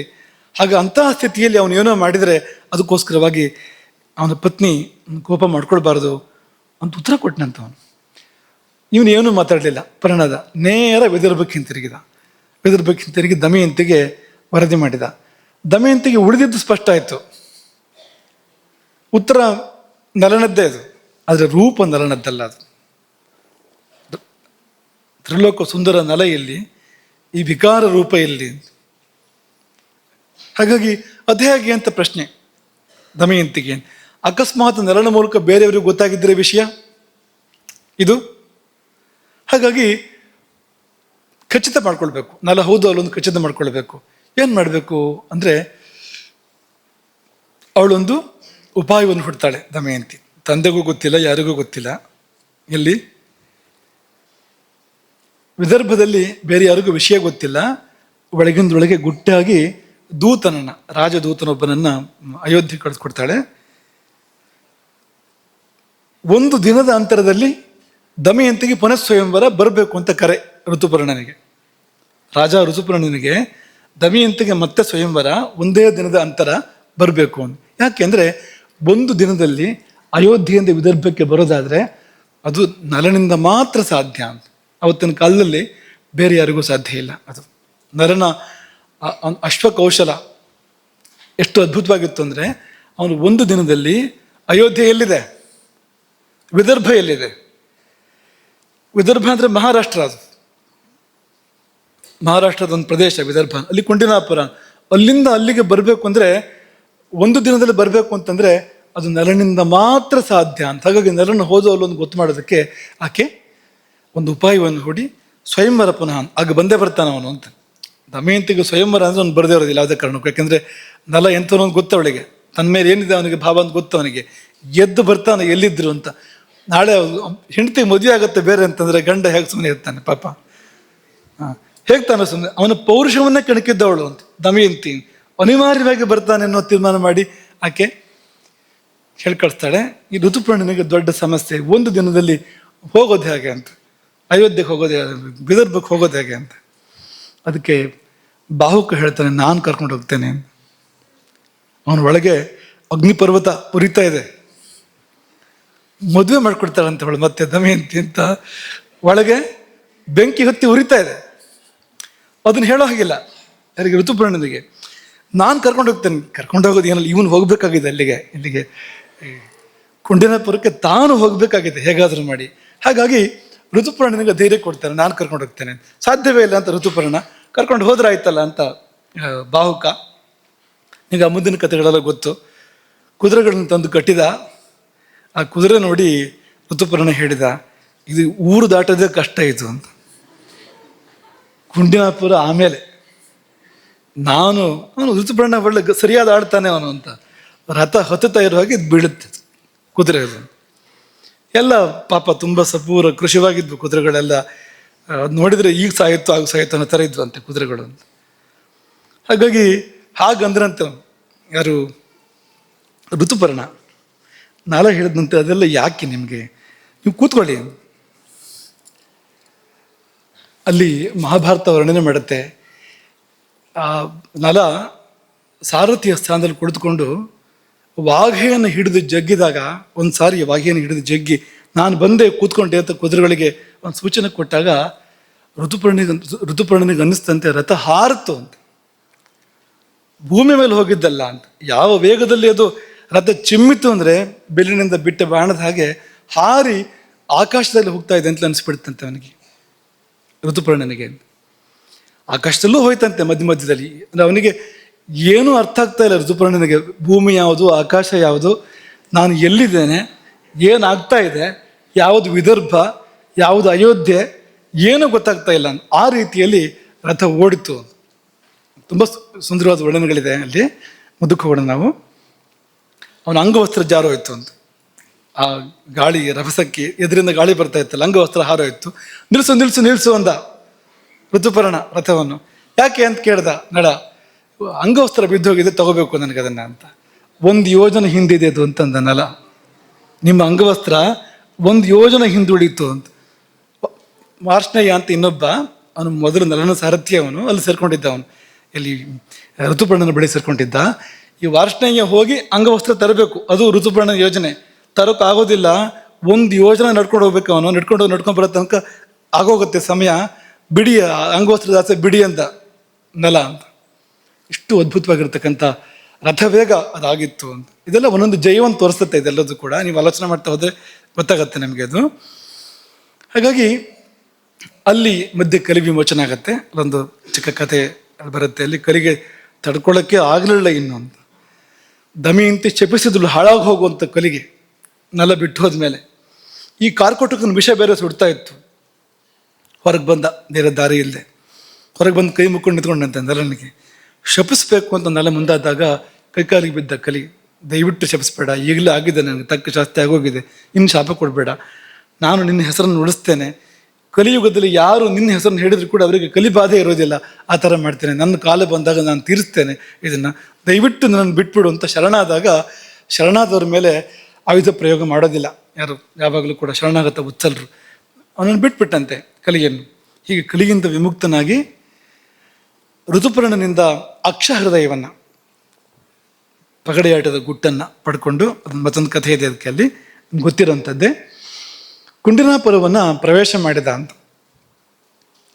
ಸಾಯಂಕಾಲ ಕುಂಡಿನಾಪುರ ಪ್ರವೇಶ ಮಾಡಿದ ಅಂತ. ಬೆಳಗ್ಗೆ ಹೊರಟಿದ್ದು, ಸಾಯಂಕಾಲ ಕುಂಡಿನಾಪುರ ಪ್ರವೇಶ ಮಾಡ್ತಾನೆ. ಅದ್ರ ಮಧ್ಯದಲ್ಲಿ ಒಂದು ಅದು ಬೇರೆ ನಡೆದಿದೆಯಲ್ಲ, ಅವನಿಗೆ ಅವನಿಗೆ ಗಣಿತ ಚೆನ್ನಾಗಿತ್ತು ಋತುಪರ್ಣನದ್ದು. ಆ ಪಕ್ಕದಲ್ಲಿದ್ದ ಮರದಲ್ಲಿ ಇಂತಿಷ್ಟು ಎಲೆ ಇದೆ ಅಂತ ಹೇಳ್ತಾನೆ, ಇಂತಿಷ್ಟು ಹಣ್ಣಿದೆ, ಕೆಳಗೆ ಎಷ್ಟಿದೆ, ಮೇಲೆ ಎಷ್ಟಿದೆ, ಬಿದ್ದಿರೋದೆಷ್ಟು, ಮೇಲಿರೋದೆಷ್ಟು ಎಲ್ಲ ಲೆಕ್ಕ ಹೇಳ್ತಾನೆ ಯಾರು, ಋತುಪರ್ಣ. ಸುಳ್ಳು ಅಂತ ನಲನ ವಾದ, ಬಾಹುಕನ ವಾದ. ಕೊನೆಗೆ ಇಲ್ಲಪ್ಪ, ನಂಗೆ ಗೊತ್ತದು ಇಷ್ಟೆಷ್ಟೇ ಇರೋದು ಅಂತ, ಒಂದು ಕೊಂಬೆದ್ ಬೇಕಾದ್ರೆ ಎಣಿಸ್ಬೋದು ಅಂತ. ಇನ್ನು ಎಣಿಸೋಕ್ಕೂ ಶುರು ಮಾಡಿಬಿಟ್ಟಂತೆ ನಲ. ಅಲ್ಲಿ ಸ್ವಯಂವರ ಮುಗಿದೋಗುತ್ತೆ ಅಂತ ಒಂದು ಯಾರದು ಋತುಪರ್ಣದ್ದು. ಮುಗಿದವ್ರು ನಾನು ಇದು ಎಣಿಸ್ತೇ ಬರೋದಿಲ್ಲ ಇದನ್ನು ಅಂತ. ನೀ ಹೇಳಿದ ಸತ್ಯವ ಸುಳ್ಳೆ ಪತ್ತೆ ಮಾಡಲೇಬೇಕು ನನಗೆ. ಅದಕ್ಕೊಂದಷ್ಟು ಸಮಯ ಹೋಗಿದೆ ಅಲ್ಲಿ. ಆ ಸಮಯದಲ್ಲಿ ವಿದ್ಯೆಗಳ ವಿನಿಮಯ ಆಗಿರುವಂಥದ್ದು. ಅವನಿಂದ ಗಣಿತವನ್ನು, ಅಕ್ಷವಿದ್ಯೆಯನ್ನು ಋತುಪರ್ಣನಿಂದ ಪಡ್ಕೊಳ್ತಾನೆ ನಲ. ಅವನಿಗೆ ಅಶ್ವಹೃದಯವನ್ನು ಮುಂದಕ್ಕೆ ಕೊಡ್ತಾನೆ. ಇದೆಲ್ಲ ಆಗಿ ಇದಿಷ್ಟು ಕಥೆಯ ಪೀಠಿಕೆಯನ್ನು ಹೇಳ್ತಾ ಇರುವಂಥದ್ದು. ವಿದರ್ಭಕ್ಕೆ ಅವನು ಯಾವಾಗ ಬಂದ, ನಲ ಋತುಪರ್ಣನನ್ನು ಕರ್ಕೊಂಡು ಇಡೀ ವಿದರ್ಭಕ್ಕೆ ಗೊತ್ತಾಯ್ತಂತೆ ಅವನು ಬಂದ ಅಂತ. ಹೇಗೆ ಗೊತ್ತಾಯ್ತು ಅಂದರೆ, ವಿದಿಕ್ಕುಗಳು ರಥಘೋಷದಿಂದ ತುಂಬಿದವು ಅಂತ. ಆ ಘೋಷ ಬೇರೆ ಯಾರಿಗೂ ಇಲ್ಲ. ರಥಘೋಷ ಯಾವುದು ಬರ್ತಾ ಇತ್ತೋ, ನೇಮಿಯ ಗಡಗಡ ಶಬ್ದ ಬರುತ್ತಲ್ಲ ರಥ ಚಲಿಸುವಾಗ, ಆ ರಥಘೋಷ ನಲ ರಥ ಓಡಿಸಿದ್ರು ಮಾತ್ರ ಬರೋಂಥದ್ದು. ಇನ್ಯಾರೇ ರಥ ಓಡಿಸಿದ್ರು ಆ ಶಬ್ದ ಬರೋಕ್ಕೆ ಸಾಧ್ಯ ಇಲ್ಲ ಅಂತ. ಎಷ್ಟರ ಮಟ್ಟಿಗೆ ಅಂದರೆ, ನಲನ ಕುದುರೆಗಳು ಕುಂಡನಾಪುರದಲ್ಲಿ ಇದ್ವಂತೆ. ನಲ ರಾಜ್ಯಭ್ರಷ್ಟ ಆದಮೇಲೆ ವಾರ್ಷ್ಣೇಯ ಅವನ ರಥವನ್ನು, ಕುದುರೆಗಳನ್ನು, ಮಕ್ಕಳನ್ನು ಕರ್ಕೊಂಡು ಬಂದಿದ್ದಲ್ಲ, ಕುದುರೆಗಳು ಅಲ್ಲಿದ್ವು ಇಲ್ಲಿ ಕುಂಡನಾಪುರದಲ್ಲಿ. ಅವು ಕೆನೆದವು ಅಂತ. ನಮ್ಮ ಯಜಮಾನ ಬಂದ ಅಂತ. ಕೇವಲ ರಥಧ್ವನಿಯನ್ನು ಕೇಳಿ ಕುದುರೆಗಳು ಹರ್ಷದಿಂದ ಕೆನೆದವು ಅಂತ ಮಹಾಭಾರತ ವರ್ಣನೆ ಮಾಡುತ್ತೆ. ನಮ್ಮ ಸ್ವಾಮಿ ಬಂದ ಅಂತ. ದಮಯಂತಿ ಕೇಳ್ತಾಳೆ, ನಲ ನಲ ಅಂತ ಅವಳ ಮನಸ್ಸು ಪ್ರತಿಧ್ವನಿಸ್ತಾ ಇದೆ. ನಲನೇ ಬಂದಿದ್ದು ಹೌದು, ಯಾಕೆಂದ್ರೆ ರಥಘೋಷ ಇನ್ಯಾರೂ ಮಾಡೋಕ್ಕೆ ಸಾಧ್ಯ ಇಲ್ಲ ಆ ರೀತಿಯಲ್ಲಿ ಅಂತ. ಬರೀ ದಮಯಂತಿ ಮಾತ್ರ ಅಲ್ಲ, ಪ್ರಾಸಾದದ ನವಿಲುಗಳು, ಅರಮನೆಯ ನವಿಲುಗಳು, ಗಜಶಾಲೆಯ ಆನೆಗಳು, ಕುದುರೆಗಳು ಎಲ್ಲ ಕನಿತಾ ಇದ್ದಾವೆ, ಧ್ವನಿ ಮಾಡ್ತಾ ಇದ್ದಾವೆ, ಕುಣಿತಾ ಇದ್ದಾವೆ. ಯಾಕೆಂದ್ರೆ ಅವುಗಳಿಗೆಲ್ಲ ಗೊತ್ತಾಗ್ತಾ ಇದೆ. ಮನುಷ್ಯನಿಗಿಂತ ಹೆಚ್ಚು ಪ್ರಾಣಿಗಳಿಗೆ ಆ ಶಕ್ತಿ ಇರುತ್ತೆ ನೋಡಿ, ಅವಕ್ಕೆಲ್ಲ ಗೊತ್ತಾಗ್ತಾ ಇದೆ. ಅವೆಲ್ಲ ಹರ್ಷೋದ್ಗಾರವನ್ನು ಮಾಡ್ತಾ ಇದ್ದಾವೆ. ಹೀಗೆ ನಲ ಪ್ರವೇಶ ಮಾಡ್ತಾನೆ. ಅದು ವಿಕಾರ ರೂಪ ನಲನದ್ದು. ಇಷ್ಟಾದ ಮೇಲೆ ಇನ್ನು ವಿಸ್ತಾರ ತುಂಬ ಇದೆ. ಇದನ್ನು ನಾವು ಮುಂದಿನ ಭಾಗವನ್ನು ನಾಳೆಗೆ ಇಟ್ಕೋಬೋದು ನಾವು. ದಮಯಂತಿ ತುಂಬ ಜಾಣೆಯವಳು. ಅವಳು ನಲನ ಅವನ ಅಸ್ತಿತ್ವವನ್ನು ಪ್ರಕಟಪಡಿಸ್ತಾಳೆ. ಅವಳು ದಮಯಂತಿ ಹೇಗೆ ಪ್ರಕಟಪಡಿಸ್ತಾಳೆ ಅಂದರೆ, ಈ ಭೂತ ಜಯದ ಮೂಲಕವೇ, ಈ ಪಂಚಭೂತಗಳ ಮೇಲೆ ಅವನಿಗಿದ್ದ ಪ್ರಭುತ್ವ ಇತ್ತಲ್ಲ, ಅದರ ಮೂಲಕವೇ ಆಕೆ ಅವನು ಯಾರು ಅನ್ನೋದನ್ನು ಪ್ರಕಟಪಡಿಸ್ತಾಳೆ. ಆ ಕೌಶಲವನ್ನು, ಆ ಅದ್ಭುತವನ್ನು ನಾವಂತೂ ಇಷ್ಟು ನಾವು ಮೆಚ್ಚಿಕೊಡ್ತೇವೆ ಈ ಕಥೆಯನ್ನು. ಅಂದರೆ ನರದಮಯಂತಿಯರ ಚರಿತ್ರೆಯನ್ನು ಅಷ್ಟು ಅದ್ಭುತವಾಗಿರುವಂಥದ್ದು. ಅದನ್ನು ನಾಳೆ ಅವಲೋಕನ ಮಾಡೋಣ, ಸಾಕಷ್ಟು ಸಮಯ ಬೇಕಾಗ್ಬೋದು.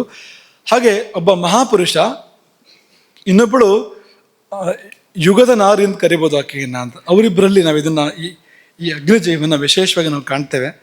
ಇನ್ನು ಅನೇಕರು ಇರ್ಬೋದು. ಹಾಗೆ ಮುಂದಿನ ಭಾಗದಲ್ಲಿ ಈ ಭೂತಜಯದ ಉಳಿದ ಭಾಗಗಳನ್ನು ನಾವು ನೋಡ್ತೇವೆ. ಆದರೆ ಕೇವಲ ರಥಘೋಷದಿಂದ ಕುದುರೆಗಳಿಗೆ ಗೊತ್ತಾಗಬೇಕು ಅಂದರೆ ಅವನು ಹೇಗಿರಬೇಕು ಅಂತ ಈಗಲೂ ಕೂಡ ನೋಡ್ತೇವೆ ನಾವು. ಪ್ರಾಣಿಗಳು ಹೇಗಿರ್ತವೆ ಅಂದರೆ, ಈ ತಮ್ಮ ಒಡೆಯ ಅವರು ಯಜಮಾನರು ಬಂದು ವಾಹನ ನಿಲ್ಲಿಸಿದರೆ ಅದು ಗೊತ್ತಾಗತ್ತೆ. ನಾಯಿಗೋ ಅಥವಾ ಗೋವಿಗೋ ಇಂಥವಕ್ಕೆ ಅವು ಸರಿಯೇ ಗೊತ್ತಿರುತ್ತೆ ಅಂತ. ಆಧುನಿಕ ವಾಹನಗಳಾದರೂ ಕೂಡ ಶಬ್ದವನ್ನು ಸರಿಯಾಗಿ ಗುರ್ತು ಹಿಡಿತೇವೆ. ಯಜಮಾನ ಬಂದ ಅಂತ ಗೊತ್ತಾಗತ್ತೆ ಅದಕ್ಕೆ ಅಂತ ಅಲ್ವಾ. ಹಾಗೆ ಆ ರಥ ನಿರ್ಘೋಷದಿಂದ ಪ್ರಾಣಿಗಳೇ ಪ್ರಭಾವಿತ ಆಗಬೇಕಾದ್ರೆ ಆ ವ್ಯಕ್ತಿತ್ವ ಹೇಗಿರಬೇಕು ಅಂತ ತುಂಬ ತುಂಬ ಅಪರೂಪದ ವ್ಯಕ್ತಿತ್ವ. ಇನ್ನೊಬ್ಬ ಶ್ರೀರಾಮ, ಕೆಲವು ವಿಷಯಗಳು ಇವನಲ್ಲಿ ವಿಶೇಷವಾಗಿದೆ ನಲನಲ್ಲಿ. ಯಾವುದು? ಈ ಸಾರಥ್ಯ. ಉದಾಹರಣೆಗೆ ಈ ಪಾಕಶಾಸ್ತ್ರ. ರಾಮನು ಕೂಡ ಸಕಲ ಕಲಾಜ್ಞ, ಎಲ್ಲ ಕಲೆಗಳು ಗೊತ್ತಿದ್ದವನೇ. ಪ್ರಕಟಪಡಿಸಲಿಕ್ಕೆ ಸಂದರ್ಭಗಳು ಇಲ್ಲದೆ ಇರ್ಬೋದು, ಅಥವಾ ವಾಲ್ಮೀಕಿಗಳು ಎಲ್ಲವನ್ನೂ ಹೇಳದೇ ಇರ್ಬೋದು. ವಾಲ್ಮೀಕಿಗಳು ಎಷ್ಟು ಬೇಕೋ ಅಷ್ಟು ಮಾತಾಡ್ತಾರೆ, ಅದನ್ನು ಬಿಟ್ಟು ಬೇರೆ ಮಾತಾಡೋದಿಲ್ಲ. ವಾಲ್ಮೀಕಿಗಳ ಮೌನ ಅಂತಲೇ ಪ್ರಸಿದ್ಧಿ, ಬೇರೆ ವಿಷಯಕ್ಕೆ ಅವ್ರು ಮಾತಾಡೋದಿಲ್ಲ. ಹಾಗಾಗಿ ರಾಮನ ಬದುಕಿನ ಅನೇಕ ಸಂಗತಿಗಳು ಗೊತ್ತಿಲ್ಲ ನಮಗೆ, ಎಷ್ಟೋ ವಿಷಯಗಳು ಗೊತ್ತೇ ಇಲ್ಲ. ಅದು ಹಾಗೆಯೇ ಕಾಲಗರ್ಭದಲ್ಲಿ ಹೋಗಿದ್ದಾವೆ. ಇನ್ನೊಬ್ಬರು ವಾಲ್ಮೀಕಿಗಳು ಬರಬೇಕು, ಅದನ್ನು ಪ್ರಕಟಪಡಿಸ್ಬೇಕು ಅಂತಂದರೆ ಅಂಥವ್ರು ಬರಬೇಕಾಗತ್ತೆ, ಅಂಥ ವ್ಯಕ್ತಿತ್ವ. ಆದರೆ ಇವನ ಬದುಕಿನಲ್ಲಿ ಅದನ್ನು ಪ್ರಕಟಪಡಿಸ್ತಕ್ಕಂಥ ಸಂದರ್ಭಗಳು ಬಂದವು. ಮುಂದಿನ ಘಟ್ಟವನ್ನು ನಾಳೆ ಅವಲೋಕನ ಮಾಡೋಣ. ಎಷ್ಟು ಚೆನ್ನಾಗಿದೆ ಅದು ಅಂತ. ನೀವು ಅಗ್ನಿಯನ್ನು ವಶದಲ್ಲಿಟ್ಕೊಂಡ್ರೆ ಏನೆಲ್ಲ ಮಾಡ್ಬೋದು, ಅಥವಾ ಜಲವನ್ನು ವಶದಲ್ಲಿಟ್ಕೊಂಡ್ರೆ ಏನೆಲ್ಲ ಸಾಧ್ಯ ಅಂತ. ಭೂಮಿ ವಶವಾದರೆ ಏನಾಗುತ್ತೆ ಅಂತ, ವಾಯು ವಶವಾದರೆ ಏನಾಗುತ್ತೆ ಅಂತ, ಇದೆಲ್ಲವನ್ನು ಕೂಡ ಒಂದೇ ವ್ಯಕ್ತಿತ್ವದಲ್ಲಿ, ನಲನ ವ್ಯಕ್ತಿತ್ವದಲ್ಲಿ ಕಾಣಬಹುದು. ನಾಳೆ ಅದನ್ನು ಅವಲೋಕನ ಮಾಡೋಣ. ಹರೇ ರಾಮ. ಗೋಕರ್ಣ ಮಂಡಲಾಧೀಶ್ವರ ಶ್ರೀಮಜ್ಜಗದ್ಗುರು ಶಂಕರಾಚಾರ್ಯ ಶ್ರೀ ಶ್ರೀ ರಾಘವೇಶ್ವರ ಭಾರತೀ ಸ್ವಾಮಿ ಮಹಾರಾಜ್ ಕಿ